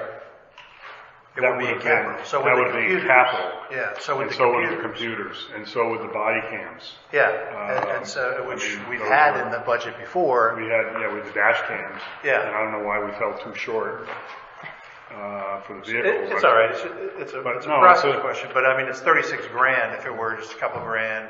Well, it's adding up. It's $5,000 here, $6,000 there, $2,000 there. That's added up to 36. Right, it's added up to a lot. But like the body cams, weren't they mandated? Yeah, but we still, as of next year, but we don't have to spend it out of this at all. We can just say, come to the Board of Finance for an additional appropriation for $36,000. That's my point. If that's what you rather would do. But that's my point is if these guys think that they've got a fund and they don't need to ask anybody and they can just buy the computers. That's not what's happening. No, not disparagingly. I'm just saying. Oh, no, but they don't know where it's. Honestly, I don't think they're buying what they need and they don't even know if I have funds or not. Well, that's not necessarily a good thing. Nicole, this is Mary Jo. Yep. I guess it's Nicole and Tim. With the new police agreement that is still being worked on, Tim, isn't there some increase in that particular area expected? There will be an increase in what they get paid for doing a private duty, an hourly rate. That is true. Is that what your We question? still get a spread on it, which fuels the fund a little bit. If they work for $75 and they bill out at $90, the $15 stays with us. But is that spread shrinking? Because if they're getting more, are we charging? Yeah. We're going to be charging more as well. Okay. Yeah. So I guess to your point is that I can do it either way.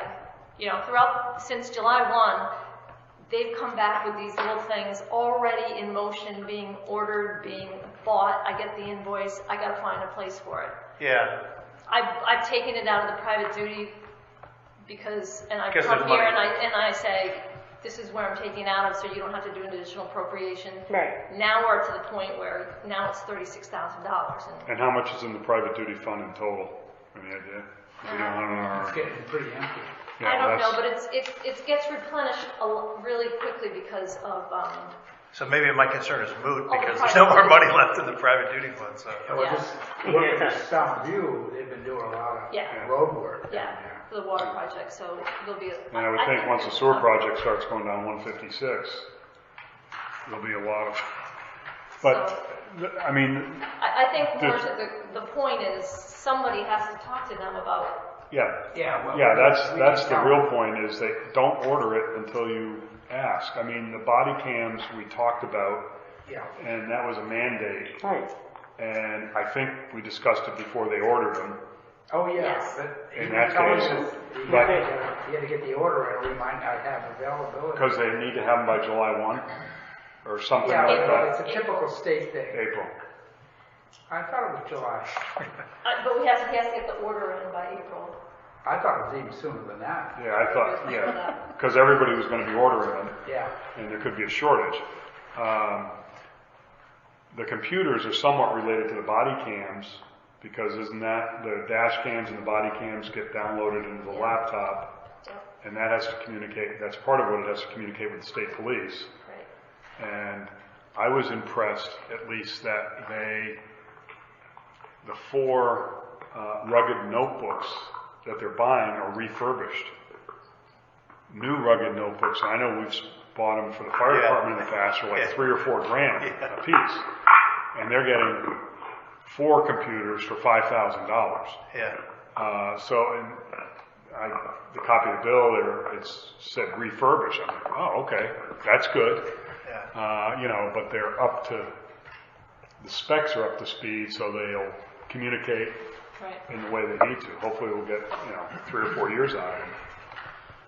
I mean, I can tell them whatever you want me to tell them. I've asked them to let me know up It's front. really- Let me know up front Yeah. before you do anything. At least Every it's on our department radar, head shouldn't, But nobody should be spending money that's unbudgeted. This is Anna. Can I say something? Sure. I agree with what Dave's been saying, and I think that we've gotten in trouble before because some of these departments do feel like that they see a budget and they can just then tell Nicole to figure out how to pay for it. I don't think that's fair to Nicole or to us. Is there any sort of purchase order process, Nicole, that someone would have to submit something to you formally to before that purchase can be approved? I mean, I think that there has to be some kind of approval before they can just spend the money and then give it to you. That just doesn't seem reasonable. Well, we don't do purchase orders just because of the time it takes, and I would need a whole other person in my department to manage that. But even if you had a purchase order system, people are still it's the behavior. People are still going to go out and do it even if they don't have a purchase order or not.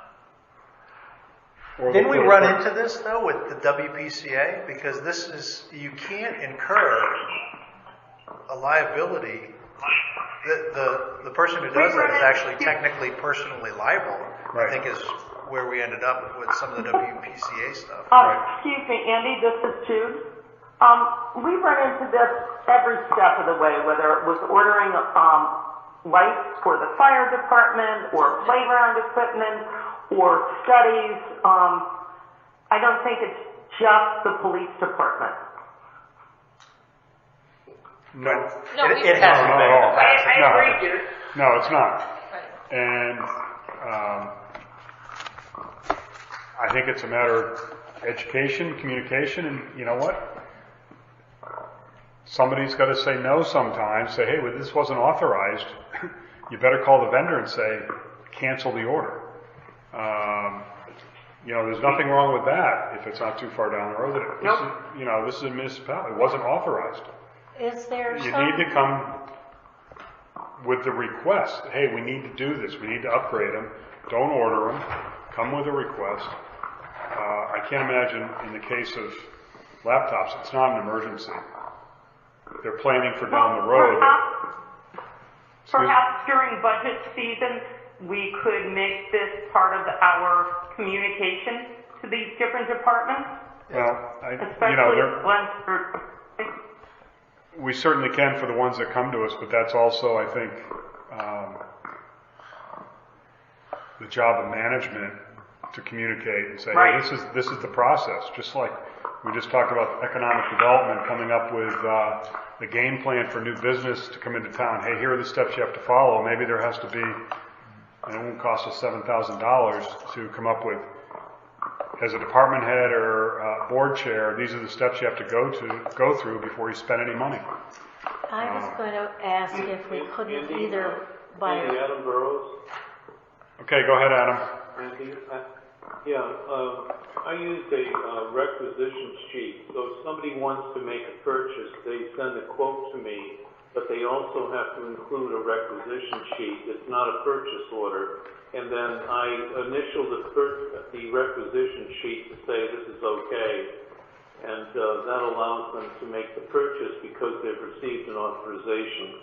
And of course, after I've done the requisition sheet, I develop a purchase order to actually encumber the money into the budget. So it's a two-step approach, but it works very well. And yes, even for 10 cents, I sign a requisition sheet. And it could be that the requisition sheet, in this case, is just anything that is not budgeted. So that somebody signs off on it, whether it's the selectmen or a combination of you and the selectmen. I think the problem is I battle with the problem department heads all the time, the repeat offenders. I don't have any power over them, and there's no accountability, and nothing happens to them if they don't do that. Things end up going through because they've got to do a project, they've got to get stuff paid. And I would like to say one thing, though, that with the police department, there's been a large change of command over the past few years. So somebody brand new has come in and is not familiar with maybe, the process, you might say. They're new to it. Yep. So I would give them a little leeway maybe in that because they're not a long-term standing member. Yeah. Well, again, that goes to Communication, training. and saying, hey, this is what you have. If you're going to spend money, this is what you have to do. Right. they're all The budget. I'm just sick of having this conversation. Yep. Andy, this is Rich Prendergast with WPCA. This is a topic that I struggle with too. My issue is we have WPCA members that are proven expense with a motion, for some project. But our budget line item, how much detail in our budget line item that we submit to the town for approval can be used? So we've had situations where we think we have the money in a budget line item to use, and then to find out that we don't, or we have to have a review with it. So is there some guidance that can be maybe in this discussion put into how much detail, or do I have it misunderstood? I mean, for me, like, for example, for me, legal is a big issue right now. We get an invoice from a lawyer, and it's part of a project that we're doing. We have a legal line item. We think we can just use that money out of that legal line item. So I would ask whoever how much detail we need to have in these budget line items if we can use these items for expenses that we are planned and things that we're estimating. I'm not sure I understand about what you're saying about detail. I mean, if it's legal services, that has to come off your line item for legal. And I realize, you've got a little project going on. It doesn't need to be attributed to a specific project. The line item is simply legal. Right. So if it's WPCA related, no matter what it's related, which project it's related to, it's simply legal. Is that a fair characterization? Well, then sometimes, like Sussman Shapiro will send a bill in, they'll have WPCA, and that will legitimately go against that. Now that comes into us. We've got to get Rich a copy of it so he knows what's being taken out. Then sometimes under selectmen legal, there's something to do with WPCA legal that's incorrectly put there, and that's got to be moved over so it's in the right place. So I think Rich is somewhat behind the curve sometimes as to what's been taken out of the line, right? No, I don't. Even though you're signing things, I make sure he approves them before I do that. Because he needs to know what's coming out of his budget. Yeah. He's the department head, not you, so I always make sure we do that. What I was referring to is, legal's an example to simplify it, but like the example we have now that I'm working with Nicole on is we have an agreement that has a deposit and it's partly legal fees to get this agreement to be signed. And the line item I thought was legal. The alternative is wastewater projects. And we're not sure if it fits in either of those. So that's the question is, and I guess what we can do is we continue to do is be cautious and inform the chairman of the finance, and of course the first selectman is always involved in this. But wastewater project isn't a But line I'm item. just wondering if we need to put more detail, more line items that have more detail. Is this the new London $10,000 payment you're talking about?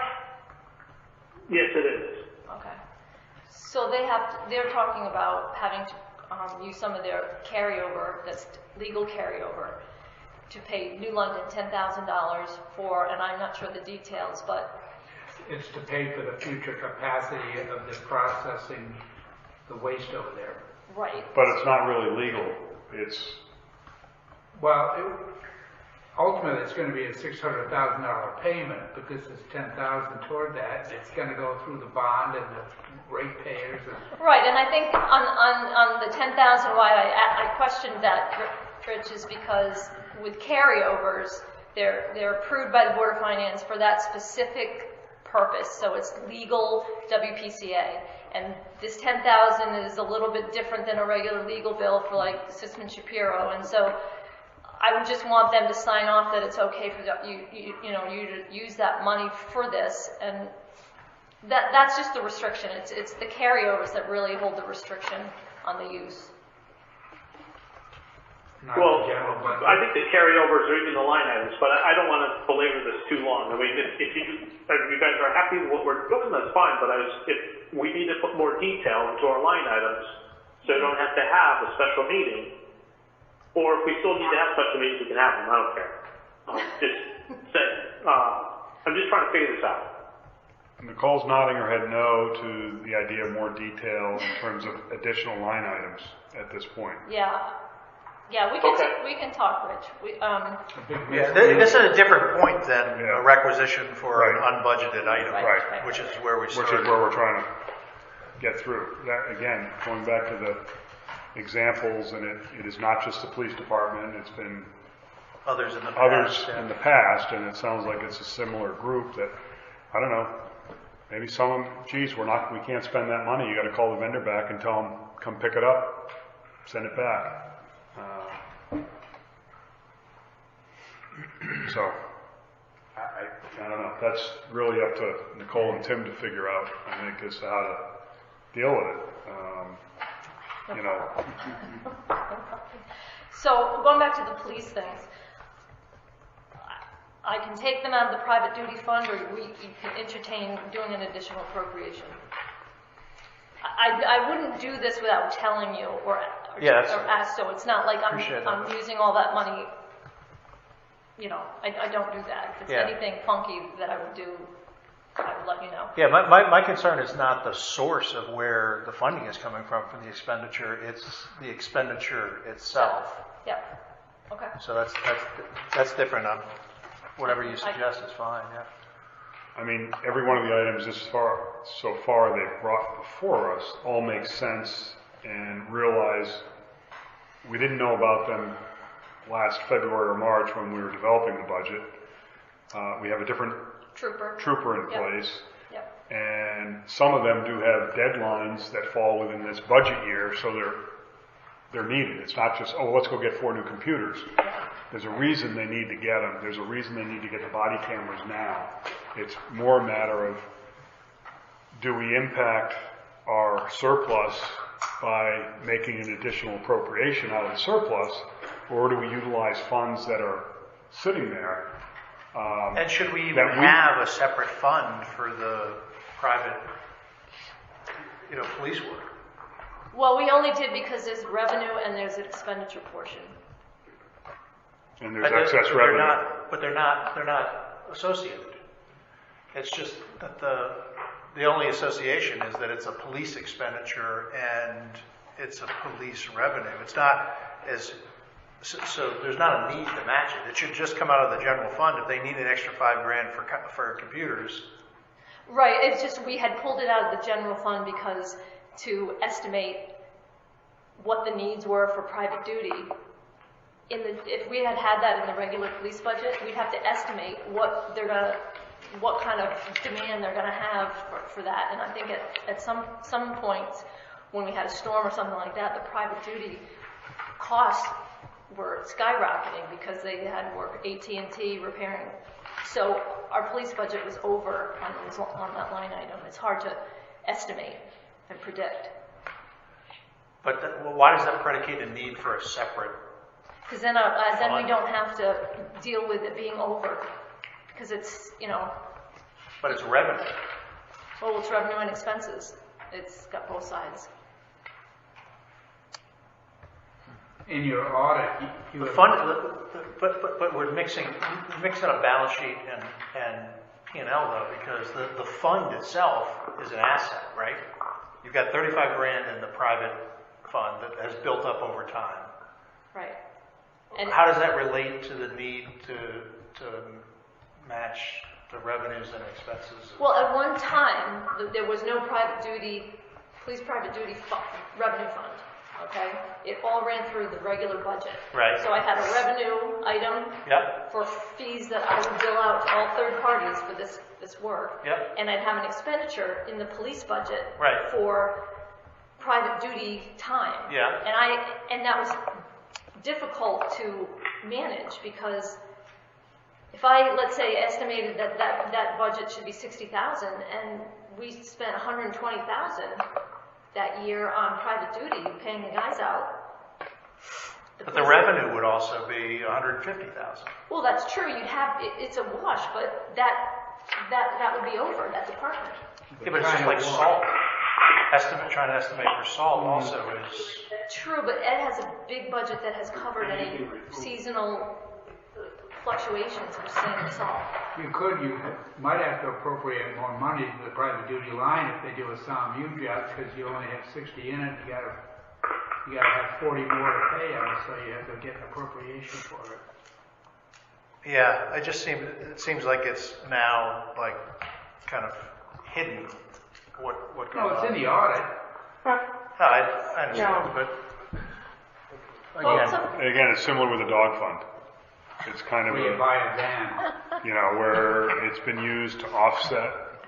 Would it make your life easier not to have the dog fund and the private police duty? And the private duty? Fund? No, it's actually easier to have it separate. Okay, fine. There we go. Because we didn't used to have them separate. I mean, it used to be, as you said, it was... But it was tough to budget. Right. Budget the cost for that. Are you looking for a recommendation or a vote on this? Sure. Okay, I recommend that we take the the appropriation for the computers and desks and everything out of the private duty fund. Second? Any discussion? All those in favor? Aye. Opposed? Great. Thank you. Any other business?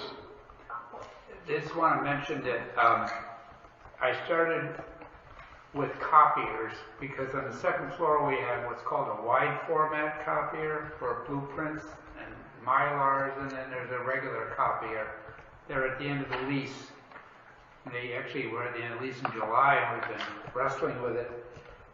So we have two companies that are looking at this, and then the current supplier pointed out that we have, in addition to those two, they do a lot of our copiers, but they pointed out that the copier in the police department, the tax clerk, and the town clerk are about 10 years old.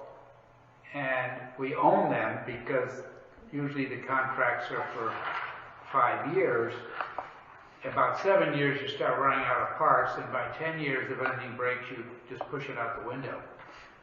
So the other thing is that the old machines are connected to our network, and they say bad guys can go through copiers and get into your network like they could through a USB on your computer or something. This is all Greek to me, but copiers are a point of vulnerability, and these old copiers do not have the safeguards that the current ones do.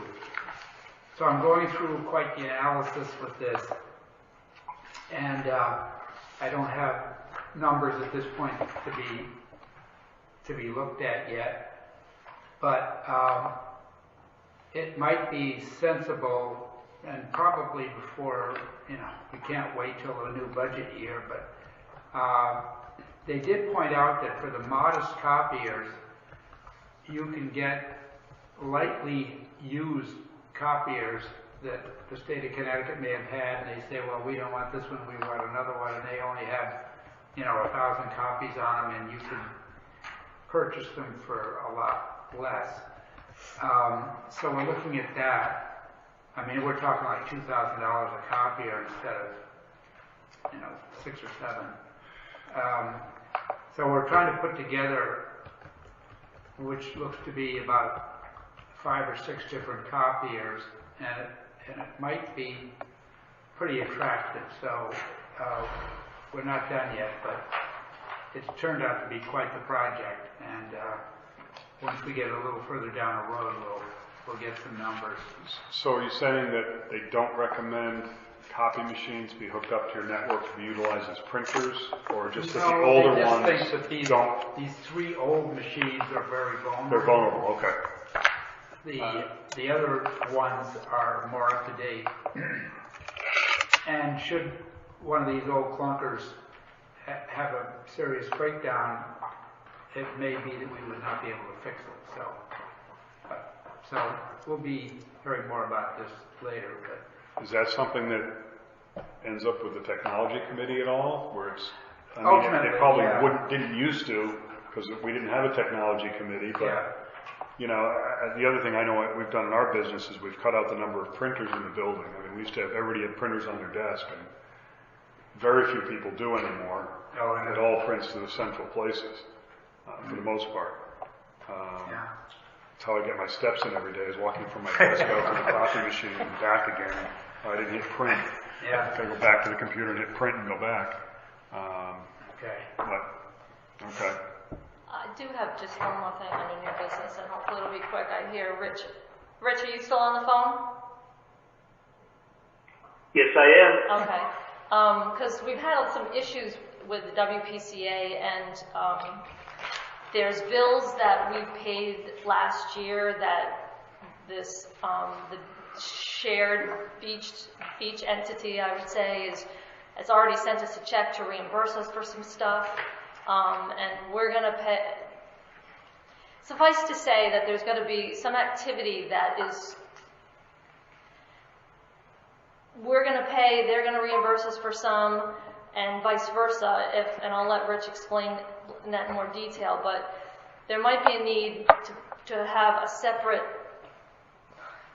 WPCA kind of fund here, because there's going to be money coming in and out and in and out, and I don't want that. I can't put revenue against their regular commission budget, and it might be that this isn't going to wash out in 1 year. It's going to take more than that, and so we might want to separate all of this, some of the activity for this cost-sharing entity, and I'll let Rich just kind of explain what that is all about quickly. Okay, so there's things that people say WPCA, and it's in the town of line. There's 4 WPCAs or 5, I can't remember. So what we're talking about here is the private beach associations have built up some invoices from our legal counsel that they agree to pay.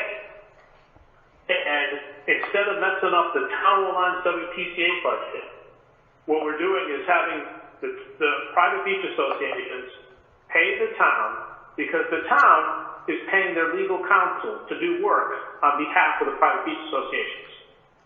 Now, if you just put that in a box and keep it there, that's great, because that makes it easy. If you want to get more detailed and make it less easy, in a couple of years, when the sewer project comes on, those expenses that the private beach associations are paying for those legal agreements to put street easements and such, the town of Oline will get a long-term loan as part of the project, but not now, in a couple of years. So to say it's ours now and to pay it now screws everything up.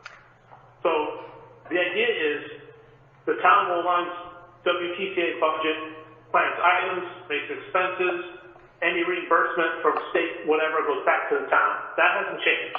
What has changed is these other expenses that the beach associations agree to pay would go into an account. That account would then either pay off those legal fees, or if the town already paid those legal fees, it would reimburse the town for those legal fees paid. That's what we're talking about. And Nicole, if there's more you want to get into, let me know. So if there's a legal bill for the easement, for example, right, for Frank Murata's easement, the agreement is that the 3 beaches in the town of Old Lyme share that expense. Yeah. Each would be... Not exactly. Not exactly. Well, yeah. What I said is in the long term. In the long term. So the thing is it an invoice against the town now? If we don't get it now, if we get it in 2 years? I would say it's not. So the beach associations are paying the Murata fees.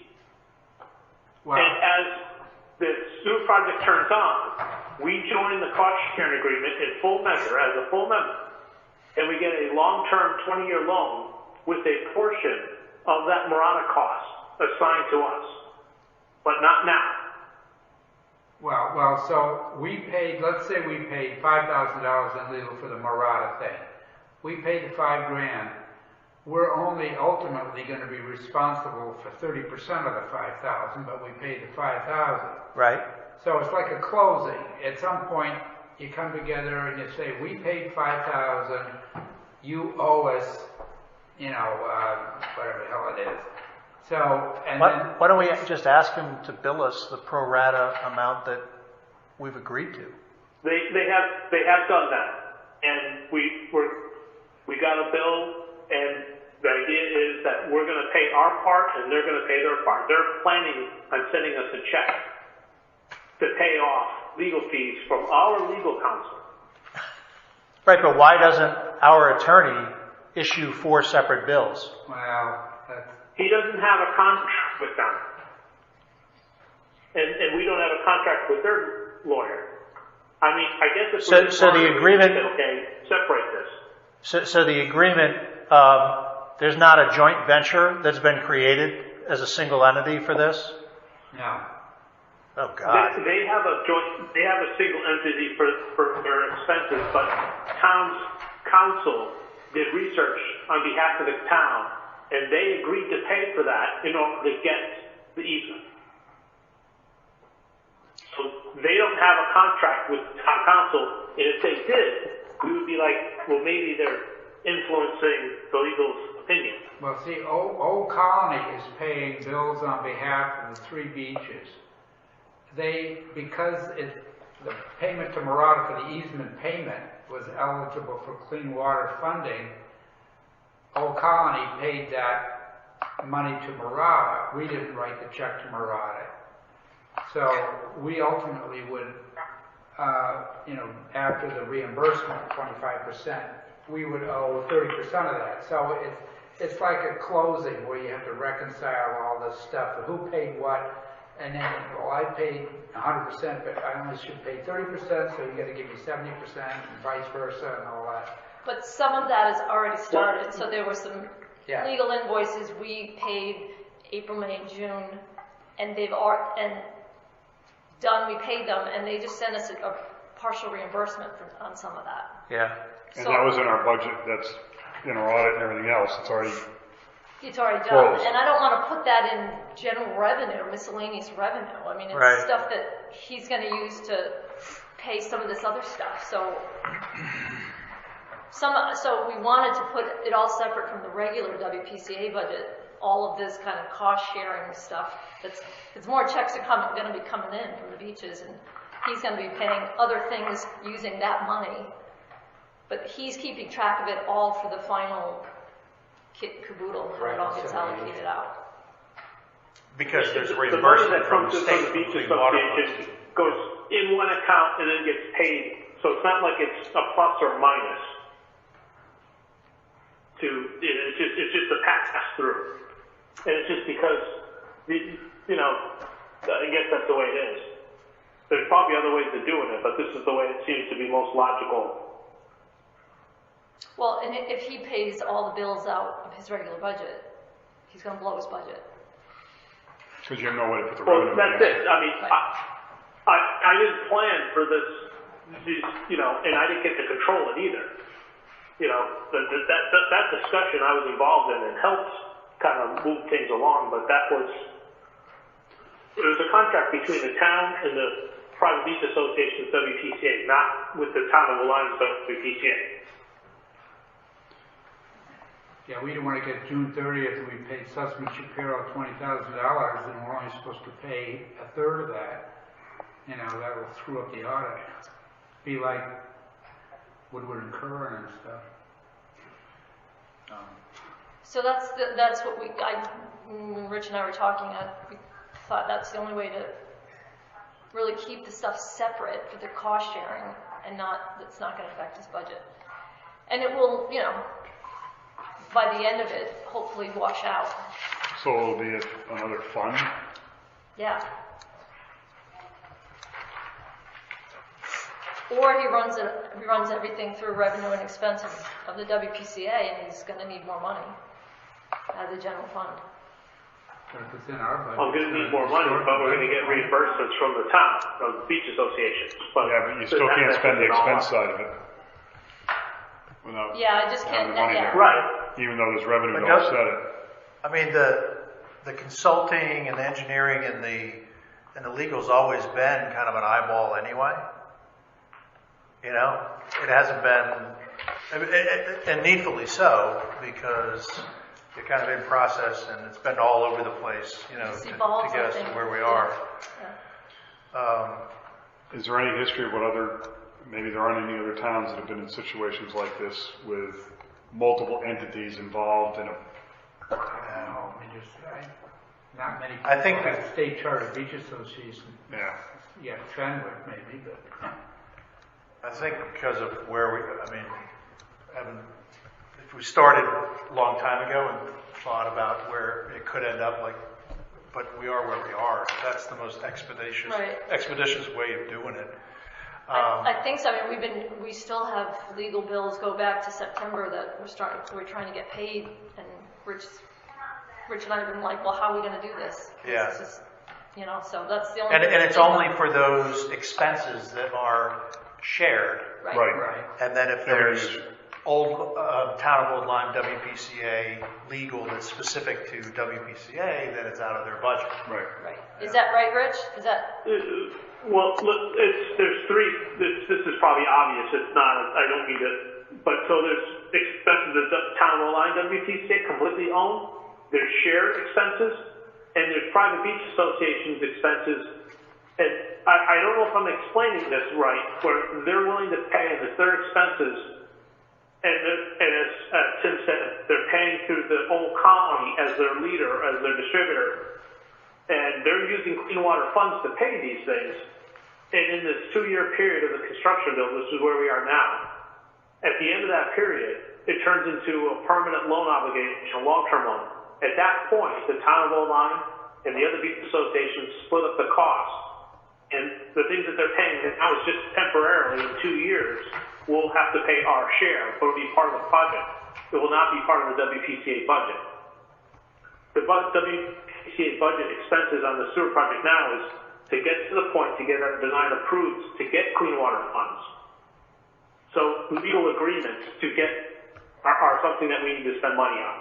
Right. And then we get reimbursement once we get it approved, but they won't give us money until we get the agreements.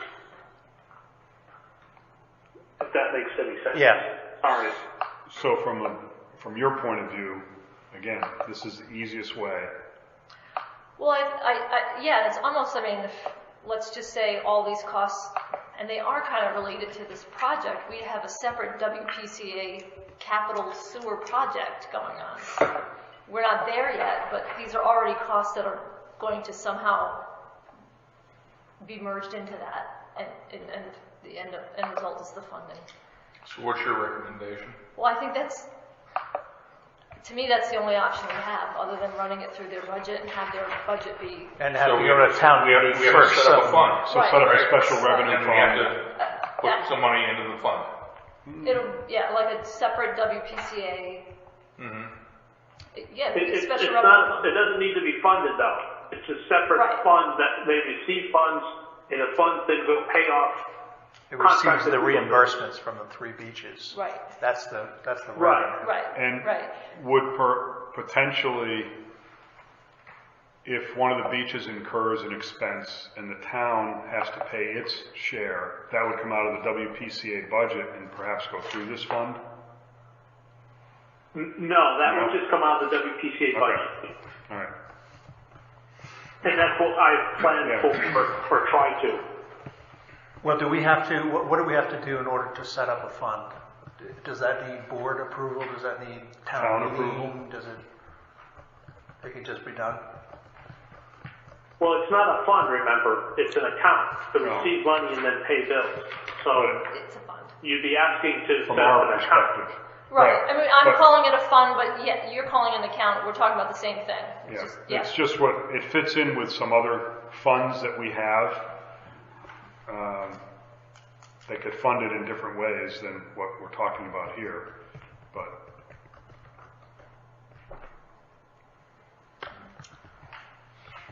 Somebody care to make a motion, I guess, to establish, or do we have to make a motion to establish the fund, or can you? Let me just one question. Yeah. Ultimately, will there be a separate WPCA non-Town of Old Lyme fund that will pay the bills and all that stuff with this going? So it wouldn't be part of the town audit and stuff, right? It'll be a separate WPCA thing? Yes. It will be a separate enterprise fund, and a fund that we've never had before. Right. But it will be on our financial statement because it is part of the town, but it will be run by, it will not, well, depending So how it's set up, I guess. they but- get payments from users and they pay bills to the water company or whomever Yep. and all that stuff. as well as, But this wouldn't morph into that. This would just be for this construction. It's a construction. yes, yeah. That's my intention, is just to settle these legal bills. Or more. I mean. There could be some engineering. And So should it be something WPCA Well, construction there fund? shouldn't be Yeah, any it should be engineering fees, descriptive. there shouldn't be any construction fees, there's none of that. It's legal fees to get the agreements. Once the agreements are sent, then we handle our construction, they're handling their construction, they're letting us join later, and they have the pump house that we join, and then it gives a 20-year bill that we pay off in 20 years for the whole project. But Rich, as we start building the pump station for $4 million or whatever it is, are we going to do anything about that, or is Old Colony going to run that show? Old Colony's paying for it all, and then going to make us a bill at the end. So over the 20-year period. We have to fund our collection pipes, which we fund through the Clean Water Fund. It's not, the town's not going to have to put out the money. That's the whole purpose of the Clean Water Fund, is to help finance, so we don't have to do that. But it's kind of crazy for us to be able to do that. But is that stuff running through our books? Or are all revenues and all costs going through the... It's going to be a separate, well, we can do whatever you like. I don't, but a lot of towns, they have a separate account, they have a separate accounting and management of it. I suggest we should, as a town, watch that, report on it, but it will be separate from the town. And that's just Connecticut statutes as a way to prevent towns from taking all the money out of the project. Right. And then conversely, WPCAs have actually had their own issues. So what we're talking about now, WPCA... Yes, I agree with that. That should be watched for that reason. This is what we're talking about tonight is just like a special revenue fund. Yeah. There's going to be revenue coming in and expenses going out. But that will have to wash out of over time. Then there would be a separate fund if we choose to do so for a CAP project fund for the actual project. That's something separate that is different from what we're talking about tonight. So what do you want to call this fund? WPCA Special Revenue Fund. Pre-construction. How about something descriptive? So, WPCA pre-construction. Call it whatever. Or reimbursement fund or something like that. It could be shared asset. It's all about the. So if there's no approval needed for Board of Finance, my only comment would just be make it as descriptive as possible. So we don't. Okay. Yep. And it sounds like it's not going to probably even be that much money. It's just the legal bills to get to the agreement. So. Okay. Great. All right. Thanks, Rich. Thank you. No more other business? No, I have nothing else. Selectmen's report? All right, we talked about Soundview sidewalks. Connecticut Water paid the town of Lyme $175,000 in lieu of restoring the pavement on the 3 streets, Swan, Hartford, and Portland Avenues. They just patched it versus doing a proper paving job because it's, as we know, it's going to get torn up. Portland's going to get torn up 3 times and the others 2 times. So we're going to hold this money until the final paving of those streets when the Soundview sewer, gravity sewer has been installed.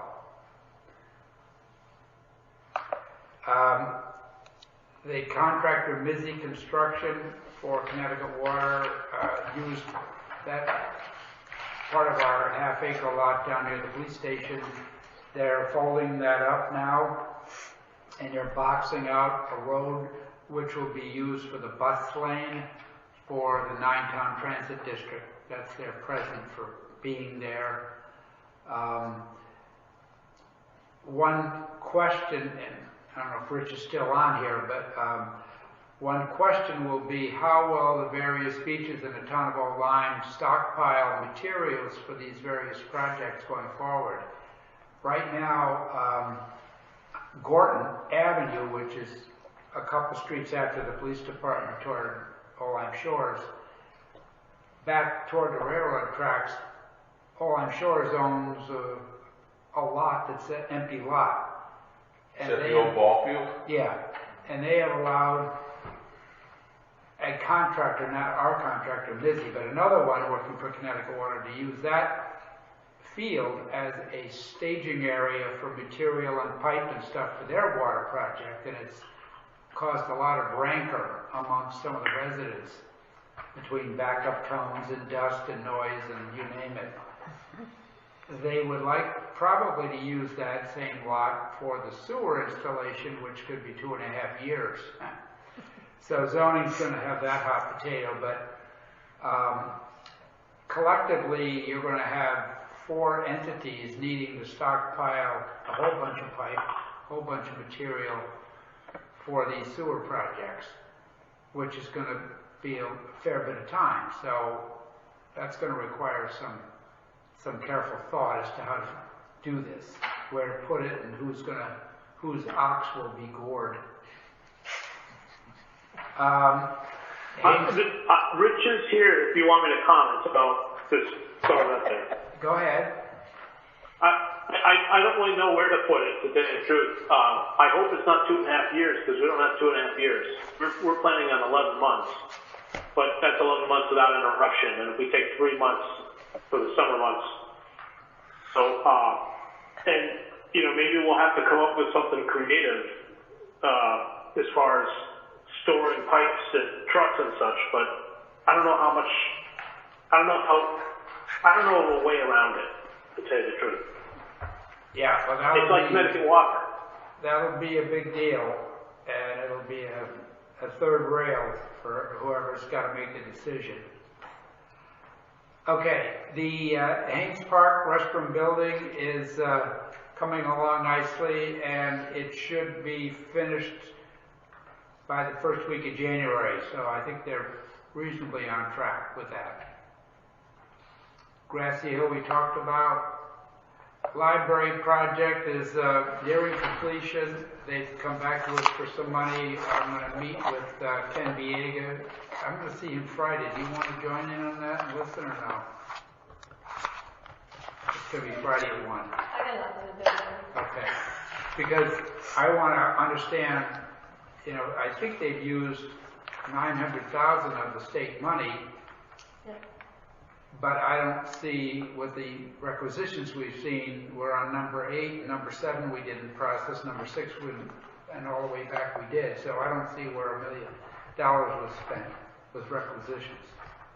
Anyway, we'll get on top of that. But they're pretty close to being finished, which was, I mean, the original date was, I think, April of this past year. But anyway. So we'll get up to date on that. Senior Center we talked about. Steep, Ferry Road. I'm gonna ask the tree commission and the tree warden to look at the trees on that street to see what they think about sidewalks and streets. It doesn't sound like a good compatible relationship, so we need to see if the trees are, some of them are last of the 9th, maybe that's not so bad, but if they're good trees, we got to figure out what to do. Otherwise, I think it's straightforward. I wish you good luck. I know. Well, we had a fun with when we did Lime Street. Well, that's what I'm thinking of. We went around the corner a little bit and ran into property owners who didn't want their favorite maple tree upset, and the sidewalk was this high off the... Yeah, so maybe an alternative is to have a semicircle go around the roots on their property. Oh. I don't know. Up to their front door. Who's going to plow those sidewalks? It's going to be a one-way street, too. Yeah. Yeah, 5 foot. Oh, we have this cool little mechanized brush thing that's in the garage. We talked about FEMA, economic development. The police contract we have a draft back. Did I give it to you? Email it, because it came back from the attorney, so once we agree to its final and the union, then we can sign it and it'll be a done deal. That goes into effect July 1? Mm-hmm. Yeah. Well, passed. Okay, so we're going to probably owe some money? Yeah. But it was in the budget anyway. Okay. Some of it is not. Yeah, because But, the yeah. OT is not a. Private duty fund. So, yes. And it's hot, so that's it. Any questions for Mr. Griswold? How much snow we're gonna get? 6 inches. Good guess. All right, I move that we adjourn. thank you. Second? Second. All right, thank you all. Enjoy the holidays. See you next year. So, you want to see you anymore? You can stay on as a member. I'll hang around. Okay. Is that all right? He gets to You haven't vote. kicked me off yet. Well, I didn't want you to just up and leave. I'll leave for the rest of the year. I'll be back next year. Yeah.